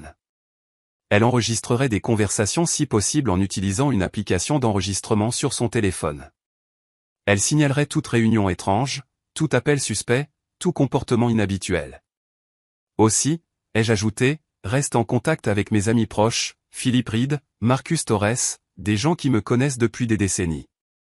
Demande-leur de rédiger des déclarations testimoniales sur mon état mental historique, confirmant que je n'ai jamais montré de signes de démence ou de violence. Ces témoignages détruiront les faux diagnostics de ton père. Sarah écrivait furieusement dans un nouveau carnet que je lui avais fourni. À quelle fréquence communiquons-nous? Utilise ce numéro. J'ai écrit mon numéro de téléphone secret sur un bout de papier. Mémorise-le. Puis détruis le papier. Appelle-moi seulement depuis des endroits privés. Jamais de chez toi où il pourrait t'entendre. La bibliothèque de l'université, les toilettes publiques, les parcs. Varie les lieux. Elle a mémorisé le numéro, répétant les chiffres jusqu'à ce qu'elle les maîtrise, puis a déchiré le papier en minuscules morceaux et les a jetés dans les toilettes. Quand elle est revenue, son expression était celle d'un soldat acceptant une mission dangereuse. Une dernière chose, papy. Qu'est-ce qui m'arrive à la fin de tout ça? Quand papa et maman seront arrêtés, où est-ce que je me retrouve? J'ai pris ses mains dans les miennes. Sarah, tu es innocente. Tu es aussi une victime de leurs mensonges. Quoi qu'il arrive, je te protégerai. J'ai des ressources, des propriétés, des investissements que ton père n'a pas pu toucher. Ton éducation est assurée. Ton avenir est assuré. Tu ne seras jamais seul. Elle a pleuré en silence, serrant mes mains. Merci, papy. Pour tout. Pour ne pas avoir abandonné. Nous, les Carter, nous n'abandonnons pas, ai-je répondu avec un petit sourire. Ta grand-mère Béatrice me l'a appris, et maintenant tu me le rappelles. Sarah est restée une demi-heure de plus avant que la pluie ne se calme. Quand elle s'est finalement préparée à partir, elle m'a serré dans ses bras une dernière fois. Je te sortirai d'ici bientôt, papy. Je le promets. Tu l'as déjà fait, ma chérie. Tu m'as redonné de l'espoir et un but. C'est plus précieux que la liberté physique. Je l'ai regardé s'éloigner dans le couloir, sac à dos sur l'épaule, la tête haute. En elle, j'ai vu l'avenir, la rédemption, la preuve que tout n'était pas perdu. Si ma lignée avait produit un monstre comme Ethan, elle avait aussi produit un ange comme Sarah.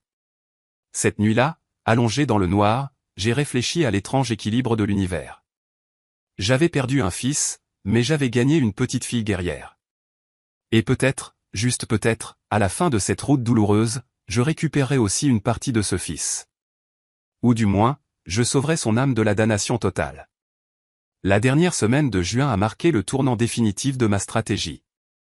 3 mois exactement depuis mon admission forcée, et chaque pièce du puzzle s'est finalement assemblée avec la précision d'une montre suisse. Evan est arrivé ce lundi à midi avec une mallette sensiblement plus lourde que lors des visites précédentes, son visage affichant un mélange de satisfaction professionnelle et de dégoût moral. « Andrew, nous avons tout », annonça-t-il en laissant tomber la mallette sur mon bureau avec un bruit sourd. « Absolument tout ce qu'il faut pour enterrer légalement ton fils et Nathalie. La question n'est plus de savoir si nous pouvons gagner, mais combien de temps tu veux les faire souffrir avant d'agir. » J'écantra quelques instants plus tard, verrouillant la porte. Nous avions synchronisé ces réunions comme une opération militaire. Nous nous sommes assis tous les trois tandis qu'Evan dépliait des dossiers organisés avec des onglets numérotés de 1 à 15. Commençons par la bombe la plus récente, dit-il en ouvrant le dossier numéro 1. Confirmé par un détective privé, Ethan a cessé de payer la maison de retraite après les 3 mois initiaux prépayés. $3 600 a été le total qu'il a déboursé. Après cela, silence absolu. Il s'attendait à ce que l'administration te transfère simplement dans un établissement public surpeuplé ou, pire encore, te laisse dans la rue quand il ne pourrait pas le contacter. J'ai qu'intervint, la voix pleine de dégoût. En effet, nous avons reçu 3 appels administratifs pour tenter de contacter Ethan au sujet du renouvellement du paiement. Tous sont allés directement sur sa messagerie vocale. Il a intentionnellement évité de répondre, supposant que nous nous débarrasserions simplement du problème automatiquement. Abandon prémédité, ai-je commenté froidement. Ajoutez-le au dossier. Evan hocha la tête, prenant une note sur sa tablette. Dossier 2, enregistrement audio de Nathalie tentant de soudoyer le docteur Ramirez avec $5000 pour te médicamenter psychiatriquement. J'ai une transcription officielle certifiée. Tentative de corruption médicale, peine pouvant aller jusqu'à 4 ans de prison, continua-t-il méthodiquement. Dossier 3, analyse graphologique des documents bancaires prouve que les signatures sur les procurations soumises par Ethan ont été falsifiées. J'ai engagé 3 experts indépendants en écriture. Tous les 3 sont d'accord. Des imitations grossières de ta signature authentique. Voici les rapports techniques avec des superpositions numériques montrant les divergences dans la pression du trait, les angles, les proportions. Sarah m'avait envoyé une photo de l'un de ces faux documents. Le voir maintenant sous analyse professionnelle était troublant. Mon fils avait pratiqué ma signature des dizaines de fois pour créer une version convaincante pour un œil non averti, mais la technologie moderne révélait chaque irrégularité microscopique. Dossier 4, poursuivit Evan. Vente frauduleuse de ta Mercedes-Benz. J'ai une déclaration sous serment du concessionnaire confirmant qu'Ethan s'est présenté comme ton mandataire légal. Il a utilisé des documents qui semblaient légitimes. Il a reçu $15 400 en espèces, qu'il n'a jamais déclaré à l'impôt. Évasion fiscale ajoutée au détournement de fonds. Jake siffla à voix basse. À combien de crimes en sommes-nous? C'est différent jusqu'à présent, répondit Evan sans lever les yeux de ses notes. Dossier 5, tentative de vente de la propriété de Main Street. J'ai contacté le notaire désigné pour la clôture. Il a confirmé un rendez-vous prévu pour le 23 juillet, dans exactement 3 semaines. Ethan a déjà signé le contrat d'achat en utilisant à nouveau des documents falsifiés. Le notaire a accepté ma plainte formelle, a bloqué la transaction et a ouvert une enquête interne. L'acheteur sait-il ce qui se passe, demandai-je. Oui. Un homme nommé William Science, un homme d'affaires légitime qui pensait faire une affaire honnête. Il est furieux contre Ethan, menaçant de le poursuivre en justice pour dommages et intérêts pour avoir perdu son temps et ses ressources en due diligence. Il pourrait être un témoin précieux au procès. Evan ouvrit le dossier 6 avec une expression particulièrement sombre. C'est peut-être le plus troublant. Sarah m'a fourni son journal documentant les dépenses extravagantes de tes fonds volés. J'ai engagé un expert comptable pour retracer l'origine exacte de l'argent. Résultat, Ethan a vendu ta Mercedes pour $15 400 en espèces. Il a retiré $48 000 d'un compte d'épargne joint que tu avais avec Béatrice, un compte dont il a hérité à sa mort, mais qu'il n'était légalement pas censé toucher avant ton décès, selon les clauses du testament. J'ai senti une pointe dans ma poitrine. Ce compte était pour Sarah. Béatrice et moi l'avions créé spécifiquement pour l'éducation universitaire de notre petite fille. Je sais. J'ai lu le testament de Béatrice. Clause 17, paragraphe 3, les fonds doivent rester intacts jusqu'au décès de mon mari Andrew, moment auquel ils seront transférés intégralement à notre petite fille, Sarah Carter, pour ses études supérieures. Ethan a violé le testament de sa propre mère.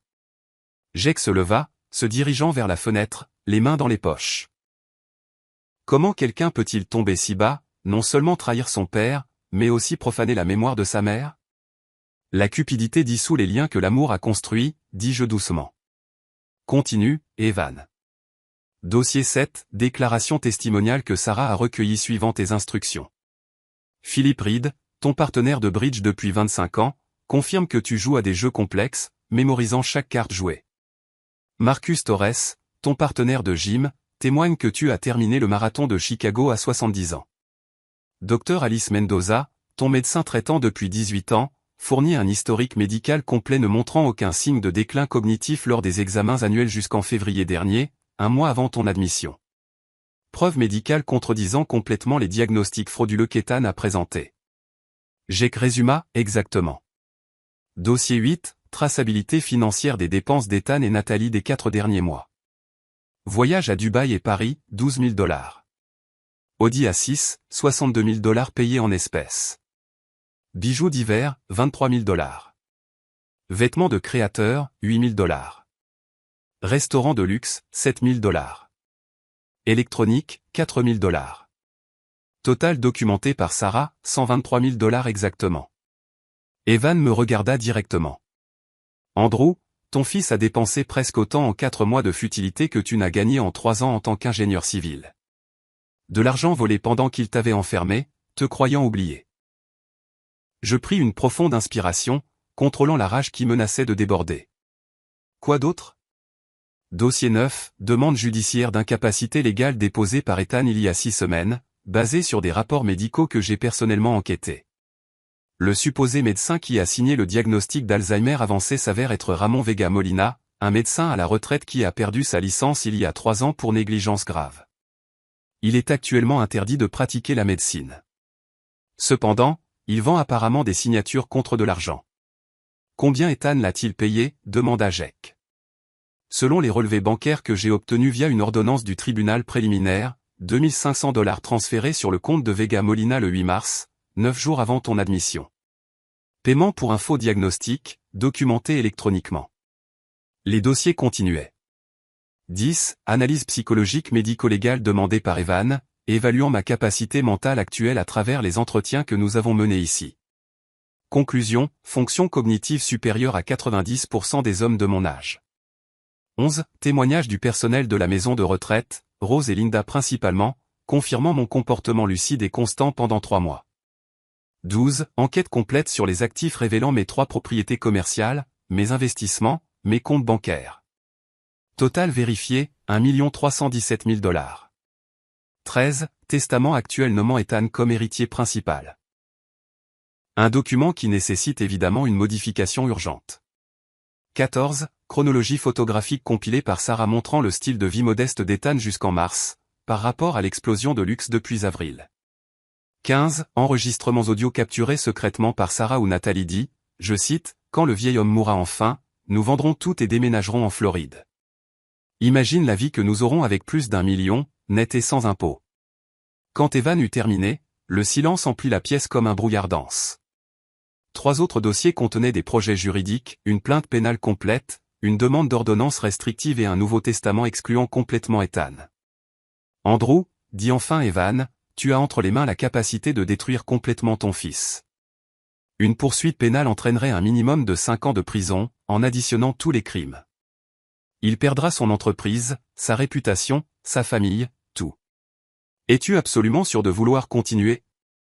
Je fermai les yeux, visualisant le petit garçon qu'Ethan avait été. 5 ans, pleurant après être tombé de vélo, moi bandant ses genoux et raflé tout en promettant, papa te protégera toujours.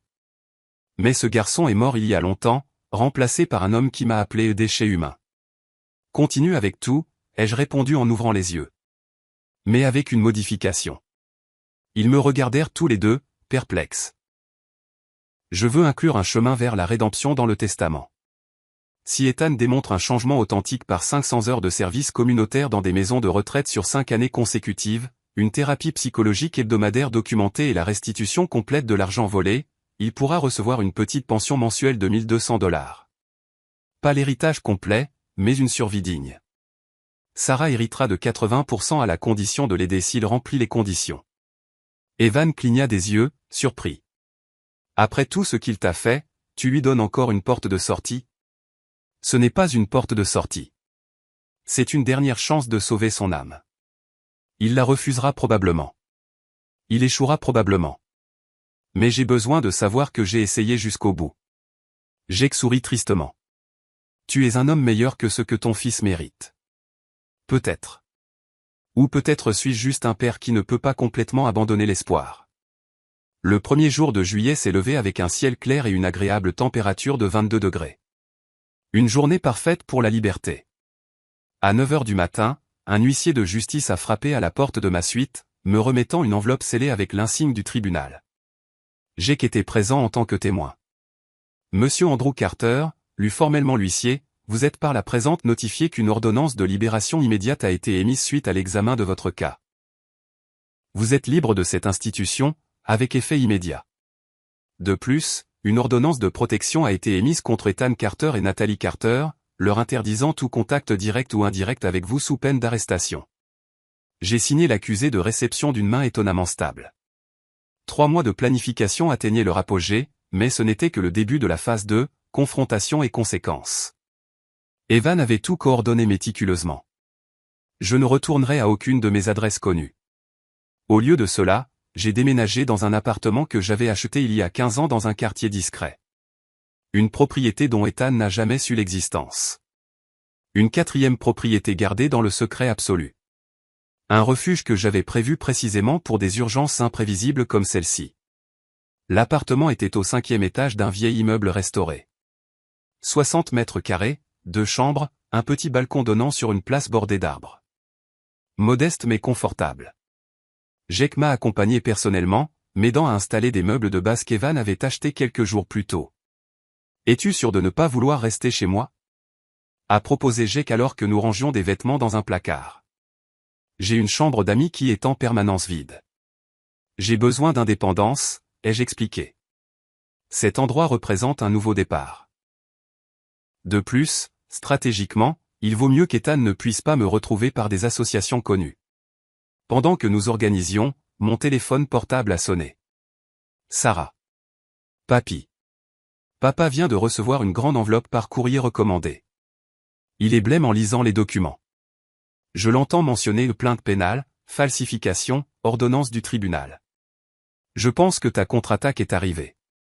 C'est exact, ma chérie. Reste alerte, mais en sécurité. N'interviens pas. Quoi qu'il arrive. Observe et rapporte. 5 minutes plus tard, Evan a appelé. Les 4 plaintes pénales ont été livrées simultanément. Une à Ethan à son bureau, une autre à Nathalie au gymnase où elle fait du pilate. Une 3e au notaire qui allait conclure la vente frauduleuse, et une 4e à la Bank of America. Un gel préventif sur tous tes comptes contre tout accès non autorisé a également été exécuté. Ethan découvrira qu'il est complètement coupé de ton patrimoine. J'ai raccroché et j'ai regardé Jake. Maintenant vient la partie intéressante. Ethan va essayer de me contacter désespérément. Je n'ai pas eu à attendre longtemps. À 11 heures du matin, Rose m'a appelé des épins. Monsieur Carter, un homme prétendant être votre fils est arrivé il y a 10 minutes, exigeant de vous voir. Il crie à la réception, menaçant de poursuivre la maison en justice. Nous lui avons expliqué que vous avez été légalement libéré ce matin, mais il n'accepte pas la réponse. Devrions-nous appeler la sécurité? Oui, Rose, et documenter tout. S'il devient violent, appelez la police. Une demi-heure plus tard, Sarah a rapporté, Papy, papa est rentré à la maison comme un ouragan. Il a cassé une lampe en la jetant contre le mur. Il crie que quelqu'un l'a trahi, que c'est un complot. Maman pleure, disant qu'ils ont besoin d'un avocat d'urgence. Papa a essayé de t'appeler à ton ancien numéro, mais évidemment, il est déconnecté. Maintenant, il appelle tous tes amis connus. Personne ne répond. J'ai souri avec une satisfaction sombre. Philippe, Marcus et les autres avaient reçu pour instruction d'ignorer complètement tout contact d'Ethan. L'étau se resserrait. À 14 heures, Nathalie s'est présentée au bureau d'Evan sans rendez-vous. Il m'a appelé des toilettes pendant qu'elle attendait à la réception. Andrew, ta belle-fille est là, hystérique. Elle dit qu'elle veut négocier, que tout était un terrible malentendu. Devrais-je la voir? Enregistre-la si elle accepte de parler, mais sois clair qu'il n'y a aucune négociation possible. Les accusations criminelles sont déposées. Seul le bureau du procureur peut les retirer maintenant, et ils ne le feront pas avec des preuves aussi accablantes. Evan l'a vu brièvement, comme il me l'a raconté plus tard. Nathalie a alterné entre des supplications larmoyantes et des menaces voilées. Andrew est sénile, confus. Nous essayons juste de le protéger. C'est de la maltraitance de personnes âgées, manipulées par vous. Evan lui a simplement tendu une copie des enregistrements audio où elle essayait de soudoyer le docteur Ramirez et parlait d'attendre que le vieil homme meure. Nathalie est sortie du bureau en titubant. Le vrai coup est venu à 16 heures. Le procureur chargé de l'affaire, une femme nommée Béatrice Romero réputée pour être implacable, a convoqué Ethan et Nathalie pour une déposition obligatoire le 9 juillet. Evan avait présenté un dossier si exhaustif que le procureur a décidé de procéder immédiatement sans autre enquête. Sarah m'a envoyé une photo de la convocation qu'Ethan avait laissée sur la table de la salle à manger. Dessus, une liste d'accusations préliminaires, institutionnalisation forcée illégale, falsification de documents publics, tentative de fraude bancaire, détournement de fonds, corruption de fonctionnaires médicaux, violation d'un testament, évasion fiscale. 7 crimes graves qui, combinés, pourraient entraîner de 8 à 10 ans de prison. Cette nuit-là, installé dans mon nouvel appartement, j'ai fait une camomille en examinant les documents laissés par Evan. Le Nouveau Testament était prêt pour ma signature, entièrement rédigé. Sarah hériterait de $800 000 en propriété et investissement. $200 000 iraient à une fondation caritative pour les maisons de retraite. $150 000 à Jake en remerciement pour son aide. Le reste couvrirait les frais juridiques et une réserve d'urgence. Ethan recevait exactement $0 d'héritage direct. Mais comme je l'avais promis, il y avait la clause de rédemption. S'il accomplissait 60 heures mensuelles de service communautaire dans des maisons de retraite pendant 5 années consécutives, suivait une thérapie psychologique hebdomadaire avec des rapports trimestriels vérifiés, et restituait chaque dollar volé par des paiements mensuels, il pourrait recevoir une pension de survie de $1,200 par mois, gérée par une fiducie que Sarah contrôlerait. C'était une offre généreuse, compte tenu de ses crimes. Il la rejetterait probablement par orgueil, mais ma conscience serait tranquille, sachant que j'avais tendu une dernière main. Sarah est venue me rendre visite vers 20 heures, utilisant les transports en commun pour éviter d'être suivie. Elle a apporté de la nourriture maison qu'elle avait préparée, une tortilla espagnole, de la salade, du pain fraîchement cuit. Nous avons mangé en silence au début, tous deux traitant l'ampleur de ce qui avait été déclenché. « Comment vont tes parents ?» ai-je finalement demandé. Elle a poussé la nourriture dans son assiette. Détruit. Papa n'a pas quitté son bureau à domicile depuis des heures. Je l'entends passer des appels frénétiques, probablement à la recherche d'un avocat prêt à le défendre. Maman a fait une grande valise. Je pense qu'elle prévoit d'aller chez sa sœur à Barcelone. Elle parle de divorce, de se sauver elle-même. L'Era quitte le navire qui coule, ai-je commenté sans émotion. Sarah m'a regardé avec des yeux brillants. Papy, je sais que tu as fait ce qu'il fallait, mais ça fait quand même mal. Ce sont mes parents, avec tous leurs horribles défauts. Une partie de moi se souvient encore quand papa m'emmenait au parc, quand maman me brossait les cheveux pour les fêtes de l'école. Est-ce que ça disparaît tout simplement? J'ai pris sa main par-dessus la table. Ça ne disparaît pas, Sarah. Ces souvenirs sont réels. Une partie de ce qu'ils étaient avant que la cupidité ne les corrompe. Mais les gens changent, pas toujours pour le mieux. Ta douleur est légitime. Faire le deuil des parents qu'ils étaient ne signifie pas que tu me trahis ou que tu trahis la justice. Elle a hoché la tête, les larmes coulant. Est-ce que tu pleures pour papa? Tous les soirs, ai-je admis. Je pleure pour le garçon qu'il était, pour l'homme qu'il aurait pu être, pour la relation que nous avons perdue. Mais ça ne change pas ce que je dois faire. Parfois, l'amour le plus profond exige les décisions les plus difficiles. Nous sommes restés debout jusqu'à minuit à parler de l'avenir. Sarah envisageait une spécialisation en gérontologie après cette expérience, travaillant pour protéger les aînés vulnérables des abus familiaux. Sa passion était inspirante. Quand elle est partie, je suis resté sur le balcon à regarder la place silencieuse. Des lampadaires éclairaient des bancs vides où, pendant la journée, des vieillards nourrissaient les pigeons. J'ai pensé à tous les parents âgés subissant des trahisons similaires en silence, sans les ressources ni les connaissances pour se défendre. Mon téléphone a vibré, un message d'un numéro inconnu. Papa, c'est Ethan. S'il te plaît, nous devons parler. C'est un terrible malentendu. Je t'aime. Appelle-moi. J'ai bloqué le numéro sans répondre. Puis un autre message d'un numéro différent. Andrew, c'est Nathalie. Ethan était confus.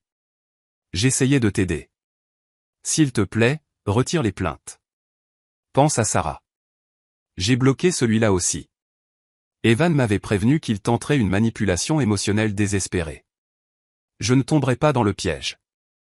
Une troisième notification. Un email d'un avocat représentant Ethan demandant une réunion urgente pour régler l'affaire à l'amiable avant un scandale public. J'ai transféré l'email à Evan avec une simple note, réponds-y. Ma réponse est non. Je me suis finalement couché après 1h du matin, dormant pour la première fois depuis des mois sans cauchemar d'abandon. Parce que maintenant, celui qui était abandonné, ce n'était pas moi. C'était mon fils, face aux conséquences qu'il avait construites de ses propres mains cruelles. Le 9 septembre, 2 mois après ma libération, le jour de l'audience préliminaire est arrivé. Salle d'audience 3 du tribunal pénal de Chicago, un imposant bâtiment en pierre de taille sur la place de la ville. Evan est venu me chercher à 8h, passant en revue la stratégie finale ensemble pendant le trajet en taxi. Souviens-toi, Andrew, reste calme, peu importe ce qu'Ethan ou son avocat disent. La juge Martinez est connue pour valoriser le sang-froid et la cohérence. Nous avons préparé cela méticuleusement, mais ton impression personnelle sera cruciale. Nous sommes arrivés 30 minutes en avance. La salle était encore vide. Des rangées de bancs en bois verni, une estrade surélevée où le juge présiderait, les drapeaux nationaux et de l'État flanquant le sceau judiciaire. Nous avons pris place au premier rang, du côté gauche. Jake est arrivé 10 minutes plus tard, vêtu d'un costume sombre formel. Sarah est entrée seule, évitant de me regarder directement pour ne pas montrer un favoritisme évident avant de témoigner. À 9h précises, les portes du fond se sont ouvertes. Ethan est entré avec son avocat, un homme costaud d'une 60aine d'années nommé Richard Kahn, connu pour défendre des causes perdues avec des tactiques agressives. Mon fils avait l'air hagard, 20 ans de plus que ses 45 ans. Costume froissé, cerne profond, mains tremblant légèrement. Nos regards se sont croisés pendant une seconde interminable. J'ai vu dans ses yeux un mélange de terreur, de rage et quelque chose qui ressemblait à une supplication. J'ai détourné le regard.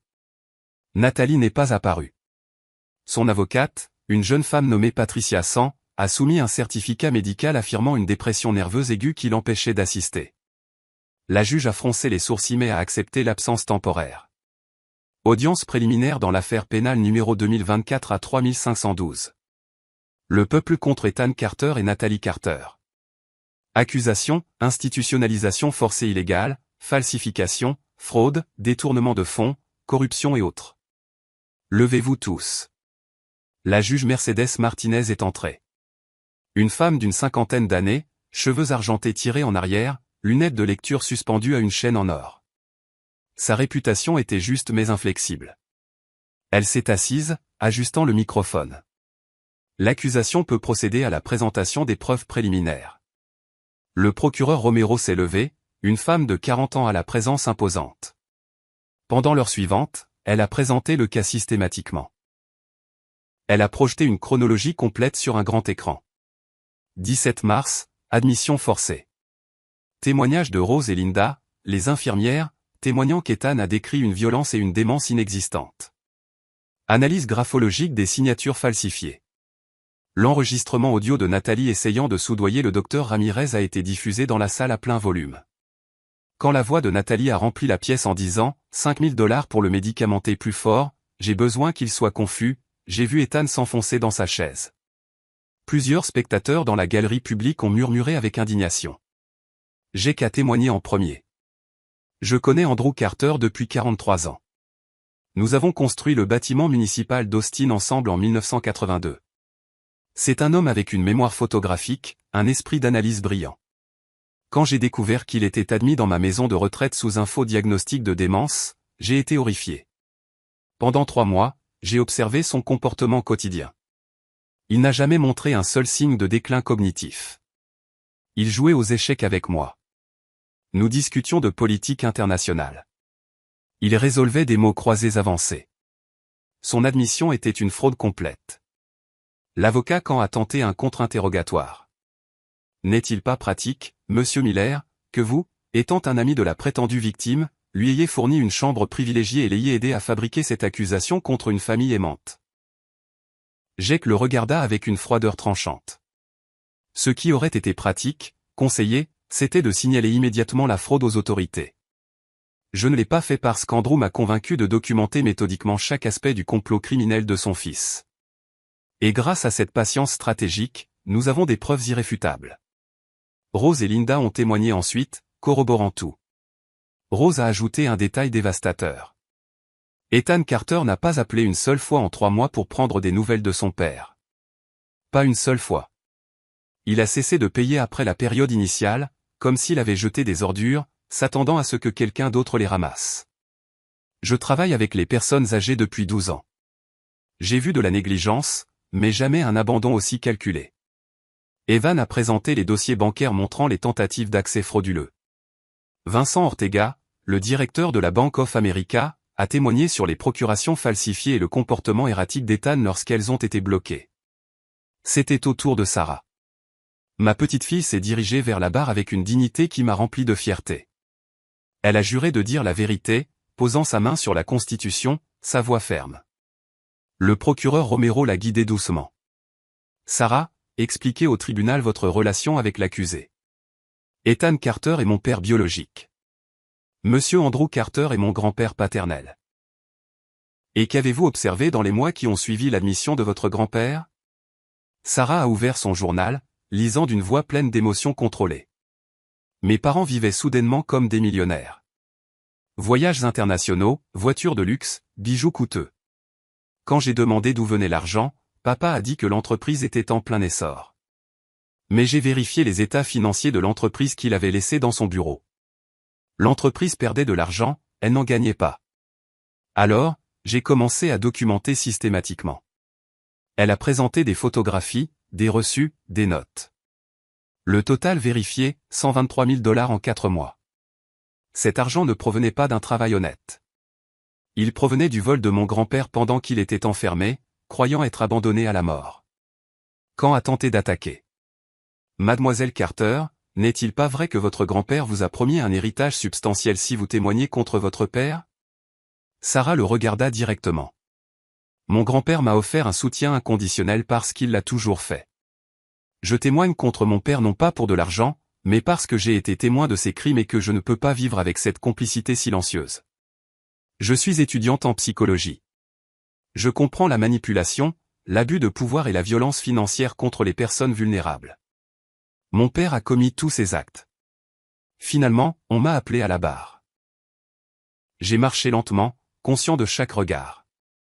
J'ai juré de dire la vérité, m'asseyant en face de la juge Martinez.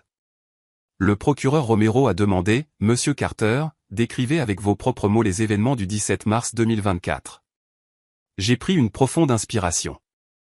Pendant la demi-heure suivante, j'ai tout raconté chronologiquement. La promesse de la sortie spéciale, le trajet vers les Hupins, la révélation brutale, les mots exacts d'Ethan. Tu ne vaux plus rien maintenant. Tu es un déchet humain qui contamine ma vie. Le dépouillement de mes affaires, le confinement, l'isolement complet.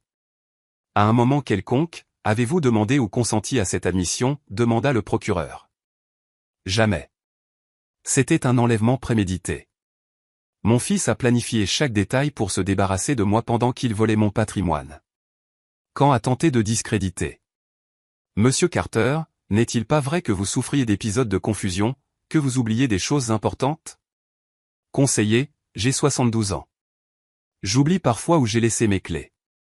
Cela ne constitue pas une démence. Je peux réciter de mémoire mes 50 projets d'ingénierie les plus importants, dates exactes, budget, spécifications techniques. Voulez-vous que je le démontre? La juge Martinez a presque souri. Ce ne sera pas nécessaire, monsieur Carter. J'ai présenté les avis médicaux de 3 médecins indépendants, tous confirmant ma pleine capacité mentale.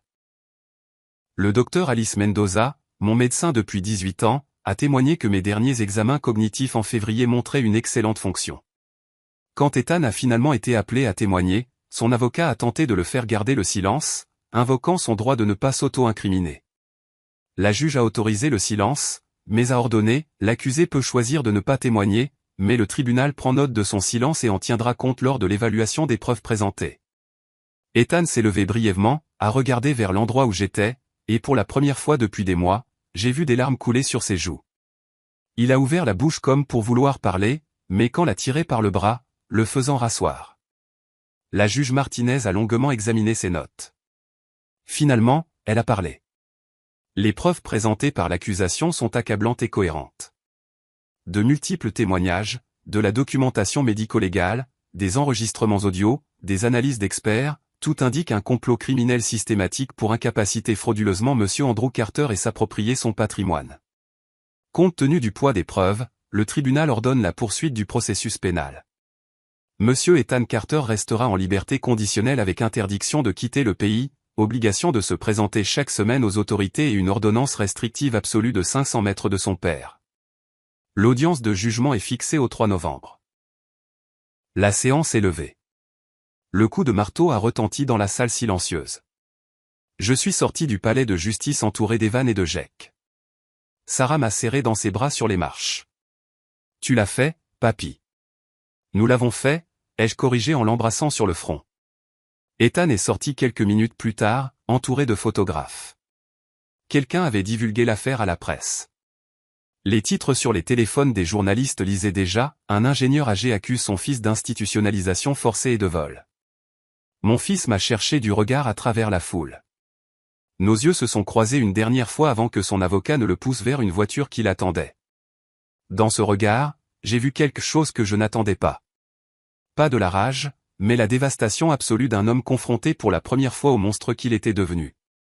3 jours après l'audience préliminaire, je me suis assis en face du notaire public Fernando Alcazar dans son bureau de la rue Genoa, un bureau traditionnel avec des étagères en acajou remplies de codes juridiques, un bureau ancien poli jusqu'à l'éclat, le sceau officiel de l'État accroché au mur. Evan m'accompagnait en tant que témoin, ainsi que Jake, qui avait insisté pour assister à ce moment historique. Monsieur Carter, commença le notaire en ajustant ses lunettes, j'ai examiné en profondeur le testament que vous souhaitez formaliser. Je dois confirmer que vous êtes entièrement certain de ces dispositions. Elles sont, pour le moins, inhabituelles. Entièrement certain, ai-je répondu avec une fermeté qui m'a surpris moi-même. Ce testament ne représente pas seulement la distribution de mon patrimoine, mais une tentative finale de leçon morale. Le notaire hocha la tête, commençant la lecture formelle. Testament et dernière volonté d'Andrew Carter. En pleine possession de mes facultés mentales, comme le démontrent les rapports médicaux ci-joints, je dispose de mon patrimoine, évalué à environ 1 317 000 $, comme suit. Premièrement, je révoque expressément tout testament, codicile ou disposition testamentaire antérieure. Ce document annule complètement le testament précédent du 15 janvier 2018, qui nommait mon fils, Ethan Carter, comme héritier principal. J'ai senti le poids de ces mots. J'avais rédigé ce testament précédent en pensant à la continuité familiale, en supposant qu'Ethan protégerait l'héritage que j'avais construit. Quelle naïveté, poursuivit le notaire. Deuxièmement, je nomme ma petite-fille, Sarah Carter, comme mon héritière principale, lui accordant 80% de mon patrimoine total, soit environ 1 053 000 $. Ce legs comprend la propriété de Main Street, la propriété d'Oak Avenue, les investissements à la Bank of America et les comptes d'épargne désignés. Sarah, qui était venue directement de l'université, sanglotait en silence. Je lui serrai la main. Troisièmement, je fais don de 200 000 $ à la Fondation pour la protection des aînés vulnérables, une organisation dédiée à la prévention des abus contre les personnes âgées. Ce don doit être utilisé spécifiquement pour créer un programme d'aide juridique gratuite pour les aînés confrontés à des mauvais traitements familiaux. C'était une cause qui avait acquis un sens profond après mon expérience. Si mon histoire sauvait ne serait-ce qu'une personne âgée d'une trahison similaire, chaque moment de douleur en valait la peine. Quatrièmement, je fais don de 150 000 $ à Jacob Miller en reconnaissance de son amitié indéfectible de 43 ans et de son aide inestimable pendant mon moment de plus grande vulnérabilité. Jake protesta immédiatement. Andrew, ce n'est pas nécessaire. J'ai fait ce que n'importe quel frère ferait. C'est précisément pourquoi tu mérites une reconnaissance, ai-je répondu. De plus, ces fonds peuvent améliorer les installations des EPIN, au profit des futurs résidents. Le notaire attendit que nous nous calmions avant de continuer. Cinquièmement, et c'est la clause la plus complexe, concernant mon fils, Ethan Carter, j'établis une exhérédation absolue du patrimoine principal en raison d'actions qui constituent des motifs légaux d'exhérédation selon la section 853 du Code civil, notamment des mauvais traitements psychologiques graves, un détournement de biens et un abandon délibéré. La pièce devint complètement silencieuse. Même en ayant discuté longuement, l'entendre formaliser était stupéfiant. Cependant, poursuivit le notaire, lisant attentivement, j'établis une possibilité extraordinaire de rédemption par l'accomplissement strict des conditions suivantes sur une période ininterrompue de 5 ans. 1. Accomplir 60 heures mensuelles vérifiées de services communautaires dans des maisons de retraite, s'occupant personnellement de résidents atteints de démence, de paralysie ou de conditions nécessitant des soins intensifs. Cette spécification était délibérée. Ethan devait expérimenter de première main ce que signifie prendre soin des aînés vulnérables qu'il avait lui-même prévu d'abandonner. 2. Assister à une thérapie psychologique hebdomadaire avec un professionnel certifié, en soumettant des rapports trimestriels vérifiables de progrès authentiques. 3. Restituer intégralement chaque dollar détourné, y compris les 15 400 $ de la Mercedes vendue, les 48 000 $ du compte de Béatrice et les dépenses documentées par Sarah totalisant 123 000 $. Total à restituer, 186 800 $, par des paiements mensuels minimum de 3 000 $. Evan avait calculé que ces paiements prendraient plus de 5 ans à compléter, assurant un engagement soutenu. 4. Soumettre une lettre mensuelle de réflexion authentique sur ses actions, d'au moins 2 pages, démontrant une compréhension progressive du tort causé et une croissance morale authentique. Ces lettres seront évaluées par un comité de 3 psychologues indépendants nommés par l'exécuteur testamentaire. Si Ethan Carter remplit absolument toutes ces conditions pendant 5 années consécutives sans faute, Sarah Carter sera autorisée, et non obligée, à lui fournir une pension mensuelle de 1 200 $ par le biais d'une fiducie administrée par elle. Cette pension est suffisante pour une survie digne mais modeste, enseignant la valeur de l'argent gagné par l'effort et l'humilité. Sarah a parlé pour la première fois. Papy, et si papa rejette ces conditions? Alors il recevra exactement ce que je lui ai donné au pain, rien, 0 $. Mais il aura eu le choix. Il aura connu le chemin de la rédemption. Et s'il choisit de ne pas le prendre, ce sera une décision consciente qui reflète son vrai caractère. Le notaire a conclu la lecture. Sixièmement, je nomme Evan Shaw comme exécuteur testamentaire principal de ce testament, lui accordant 50 000 $ supplémentaires pour ce travail, que j'anticipe complexe et prolongé. Septièmement, l'appartement de ce quartier est laissé à Sarah comme résidence personnelle, non transférable pendant 10 ans. Huitièmement, toutes les dépenses de ce testament seront couvertes par une réserve de 30 000 $ désignée spécifiquement. Souhaitez-vous ajouter une dernière déclaration personnelle, demanda le notaire. J'avais préparé cela mentalement pendant des semaines. Oui, que le procès-verbal indique, ce testament n'est pas né de la haine, mais d'un amour paternel qui reconnaît ses limites. J'ai passé 72 ans à protéger mon fils des conséquences, croyant que l'amour signifiait un bouclier contre la réalité. J'ai appris douloureusement que le véritable amour exige parfois de permettre aux conséquences d'enseigner des leçons que les mots n'ont jamais pu enseigner. Si Ethan remplit les conditions de rédemption, il démontrera une transformation authentique digne d'une seconde chance. Sinon, il vivra en sachant qu'il a eu cette chance et l'a refusée. Dans tous les cas, j'aurai accompli mon dernier devoir de père, offrir un chemin vers le salut sans garantir qu'il le prendrait. J'ai signé chaque page avec une signature ferme. Evan et Jake ont signé en tant que témoins. Le notaire a apposé les sceaux officiels. Il a enregistré le document dans le protocole notarial. Une copie certifiée a été déposée au registre général des dernières volontés. C'est légalement formalisé, annonça le notaire. À partir de ce moment, au décès du testateur, ces dispositions sont contraignantes et irrévocables. Nous avons quitté le bureau du notaire dans l'après-midi ensoleillé de septembre. Sarah marchait entre Jake et moi, le bras lié au mien. Papy, que penses-tu que papa fera quand il l'apprendra? Je ne sais pas, ma chérie. Mais ce n'est plus ma responsabilité de prédire ou de contrôler ses réactions. J'ai planté la graine. J'ai fourni l'eau et la lumière à travers ces conditions. Quel germe ou meurt dépend entièrement de lui. Evan nous a emmenés déjeuner dans un restaurant tranquille. Pendant le repas, nous avons discuté des réalités pratiques. Nathalie avait finalisé le divorce 3 jours après l'audience préliminaire, emportant la moitié des biens matrimoniaux restants et laissant Ethan avec des dettes juridiques importantes. L'entreprise familiale qu'Ethan avait héritée de Béatrice était techniquement en faillite. Les créanciers entamaient des procédures de saisie. Ethan avait tout perdu, famille, réputation, stabilité financière, respect social.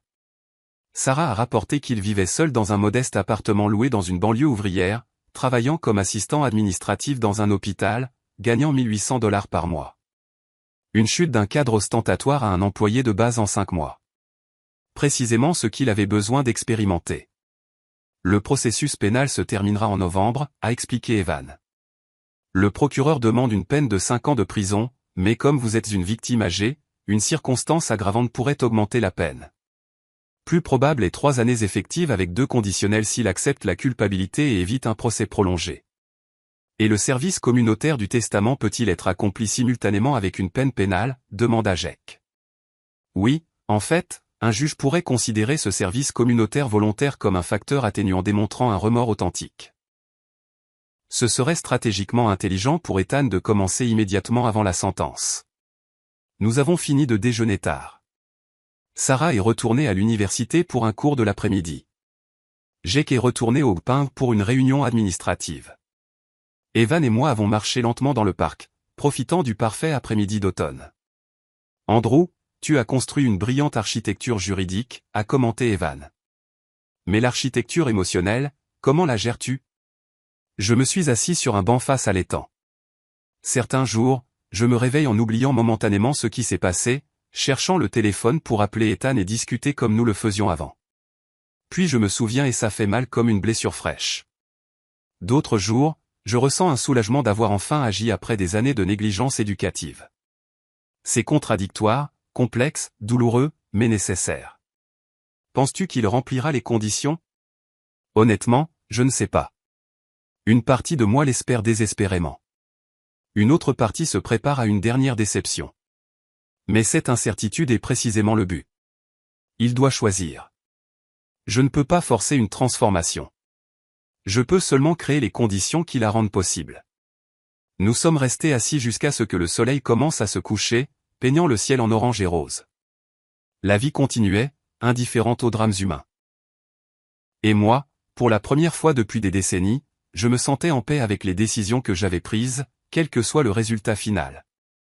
11 mois après ce mardi dévastateur de mars, où mon fils m'a abandonné au pain, je me suis assis sur le balcon de mon appartement, regardant février arriver avec une brise fraîche et un ciel clair. C'était dimanche matin, et la place en bas se remplissait de familles se promenant, de vieillards nourrissant les pigeons, d'enfants courant après des ballons. La vie ordinaire, belle dans sa simplicité. Jack arriverait dans une demi-heure pour notre déjeuner hebdomadaire, qui était devenu une tradition sacrée. Sarah étudiait pour ses examens finaux de sa dernière année de psychologie, mais avait promis de passer cet après-midi. Ma vie avait trouvé un rythme tranquille et modeste, profondément satisfaisant d'une manière que des années d'abondance n'avaient jamais atteint. Le procès final s'était conclu en novembre, comme l'avait prédit Evan. Ethan a accepté une négociation de plaidoyer, évitant un long processus.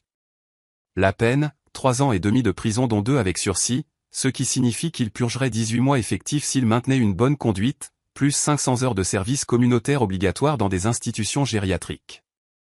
Nathalie a reçu 2 ans de probation pour complicité et corruption, évitant la prison mais la laissant avec un casier judiciaire permanent. L'entreprise familiale a fermé définitivement en décembre. Les créanciers ont liquidé les actifs, couvrant à peine 60% des dettes. Ethan est sorti de ce naufrage financier avec rien d'autre que les vêtements sur son dos et le fardeau psychologique d'avoir détruit l'héritage de sa mère.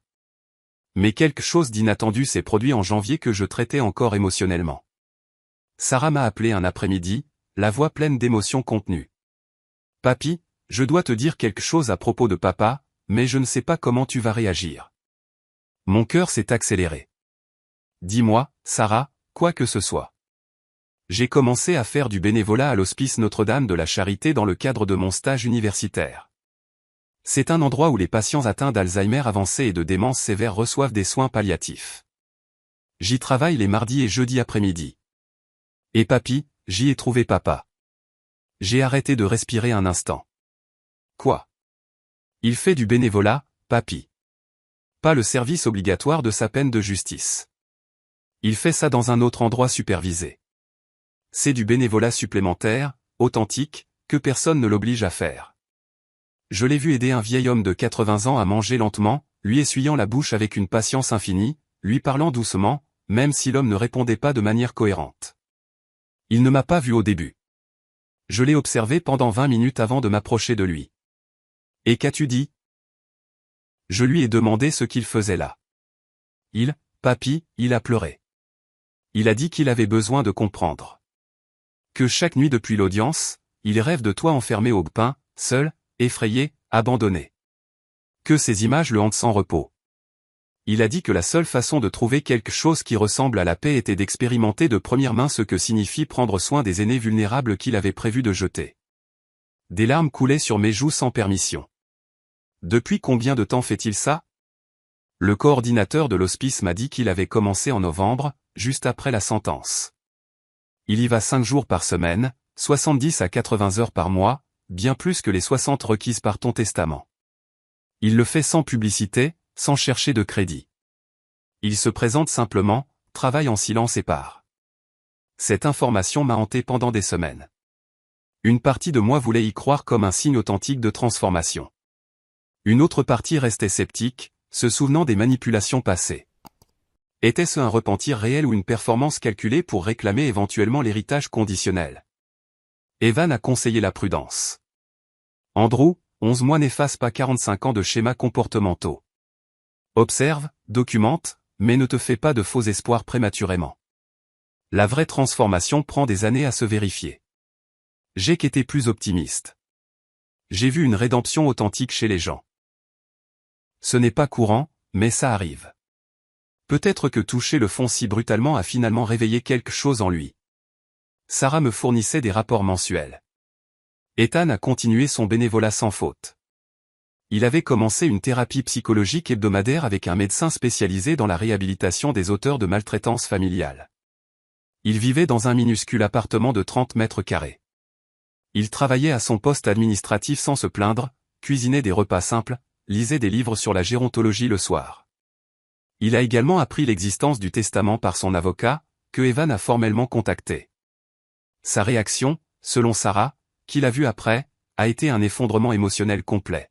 « Je ne mérite même pas cette chance », a-t-il dit entre deux sanglots. « Mais je la prendrai. Je consacrerai le reste de ma vie à essayer de devenir l'homme que papa a toujours cru que je pouvais être. » En février, Sarah m'a apporté une enveloppe de manille. « Papy, papa m'a demandé de te donner ça. Il ne sait pas si tu la liras, mais il avait besoin de l'écrire. » À l'intérieur se trouvait une lettre manuscrite de 8 pages. Écriture tremblante, taches de larmes séchées visibles sur le papier. J'ai commencé à la lire dans l'intimité de ma chambre cette nuit-là. « Papa, je n'ai pas le droit de t'appeler ainsi après ce que j'ai fait, mais tu es la seule chose que tu as jamais été, mon père. Moi, par contre, j'ai cessé d'être ton fils le jour où je t'ai appelé déchet humain. » Ces mots, que je pensais me donner du pouvoir, sont devenus des chaînes que je porte jour et nuit. Chaque vieil homme que j'aide à nourrir à l'hospice a ton visage. Chaque main tremblante que je tiens est la tienne, que j'ai refusée. Chaque regard confus d'un patient atteint de démence me rappelle le mensonge monstrueux que j'ai inventé sur toi. Je ne dors pas plus de 3 heures d'affilée. Les cauchemars sont ma seule compagnie méritée. Je n'écris pas pour demander pardon. Je sais que je ne le mérite pas. J'écris parce que le docteur Alvarez, mon thérapeute, dit que je dois affronter la vérité complète. J'ai détruit l'homme le plus noble que j'ai jamais connu pour une avidité si stupide que je ne comprends plus comment j'ai pu valoriser l'argent au-dessus de ton amour. Maman serait anéantie. Sarah me regarde avec pitié plus qu'avec amour. J'ai tout perdu et cela devrait être une punition suffisante. Mais ce n'est pas le cas, car pire que de perdre des choses matérielles, c'est de se réveiller chaque jour en sachant que j'ai trahi le seul être qui m'a aimé inconditionnellement. J'ai commencé à rembourser l'argent. $3000 par mois sur mon salaire de $1800. Je vis avec $700. Je mange du riz, des lentilles, du pain. Je marche 4 kilomètres pour aller au travail chaque jour pour économiser sur les transports. Je vends mes biens restants, non pas à cause de l'obligation du testament, mais parce que je ne mérite pas de confort alors que tu as souffert à cause de moi. J'ai qu'à visiter l'hospice où je suis bénévole. Il m'a vu de loin sans que je le sache. Sarah me l'a dit plus tard. Elle a dit qu'il te ferait un rapport. Je ne sais pas si ça compte. Je le fais parce que chaque fois que je tiens la main d'un vieil homme abandonné, j'imagine que c'est la tienne, que j'ai lâché si cruellement. Et dans ces moments, pendant de brèves secondes, je ressens quelque chose qui ressemble à un but. Papa, si tu lis ceci, je veux juste que tu saches que tu as raison de ne pas me croire encore. Je ne me crois pas moi-même non plus. Mais je continuerai d'essayer chaque jour, pendant des années s'il le faut, pour devenir quelqu'un qui, peut-être un jour lointain, méritera de te regarder à nouveau dans les yeux sans mourir de honte. Ton fils, qui a cessé d'en être un, mais qui supplie de pouvoir regagner ce titre. Ethan. J'ai plié la lettre lentement, la plaçant dans le tiroir de mon bureau à côté de vieilles photos d'Ethan enfant. Je ne savais pas quoi ressentir. Douleur, espoir, scepticisme, amour blessé, tout mélangé dans un enchevêtrement impossible à démêler. Quand Jake est arrivé pour le déjeuner, je lui ai montré la lettre. Il l'a lue entièrement, la laissant sur la table avec un profond soupir. Andrew, cela pourrait être une manipulation sophistiquée, ou cela pourrait être un réveil authentique. Seul le temps le dira.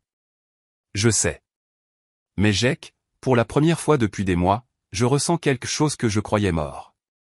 Un espoir microscopique que mon fils n'est pas complètement perdu. Sarah est arrivée cet après-midi avec des nouvelles supplémentaires.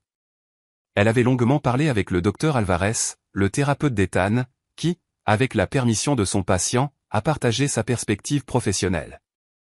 Votre père vit ce que nous appelons une crise existentielle post-traumatique. Le poids de ses actions l'a écrasé psychologiquement.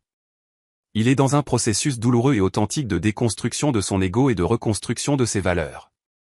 Je ne garantis pas le succès, mais l'effort est authentique. Les mois suivants se sont poursuivis sur un schéma similaire. Ethan a maintenu son travail, son bénévolat, sa thérapie et ses paiements de restitution. Pas d'échec, pas d'excuses, pas de publicité. Sarah me tenait informé mais respectait mon besoin de distance émotionnelle. En avril, presque un an après le début du cauchemar, j'ai reçu une deuxième lettre d'Ethan, plus courte, plus ciblée. Elle détaillait les leçons apprises en s'occupant de Don Ricardo, un patient de 87 ans atteint d'Alzheimer en phase terminale, qui croyait qu'Ethan était son fils décédé. Je le serre dans mes bras, papa. Je le laisse m'appeler Michael. Je lui donne le réconfort que je t'ai refusé. Et chaque étreinte est ma pénitence et mon éducation. Cette nuit-là, pour la première fois, j'ai envisagé la possibilité d'une éventuelle réconciliation. Pas maintenant. Peut-être pas avant des années. Mais un jour, si Ethan continuait sur cette voie, peut-être pourrions-nous partager un café en silence. Cela n'effacerait pas le passé. Je n'oublierai jamais. Mais peut-être, juste peut-être, nous trouverions quelque chose de nouveau, construit sur les ruines de ce qui a été détruit. Je me suis levé du balcon alors que Jake frappait à la porte. La vie continuait, jour après jour. Sarah s'épanouissait, obtenant son diplôme avec mention et acceptant un emploi à la Fondation pour la protection des aînés. Jake et moi planifions un voyage à Austin pour revisiter le bâtiment que nous avions construit il y a 4 décennies. J'écrivais mes mémoires, documentant cette expérience, dans l'espoir d'aider d'autres aînés confrontés à des trahisons similaires. Et quelque part dans la ville, mon fils nettoyait l'incontinence d'un vieil homme inconnu, apprenant enfin ce que signifie la dignité humaine. Je ne savais pas si cette histoire aurait une fin heureuse. Peut-être qu'elle n'en méritait pas. Mais elle avait quelque chose de plus précieux, une fin honnête où les conséquences enseignaient des leçons que l'amour aveugle n'aurait jamais pu enseigner. Et ça, ai-je découvert, était suffisant pour me laisser dormir en paix. Si vous aimez cette histoire, mettez un like à la vidéo, abonnez-vous à la chaîne et partagez vos impressions dans les commentaires. Pour entendre la prochaine histoire, cliquez sur la case à gauche. Merci d'avoir regardé.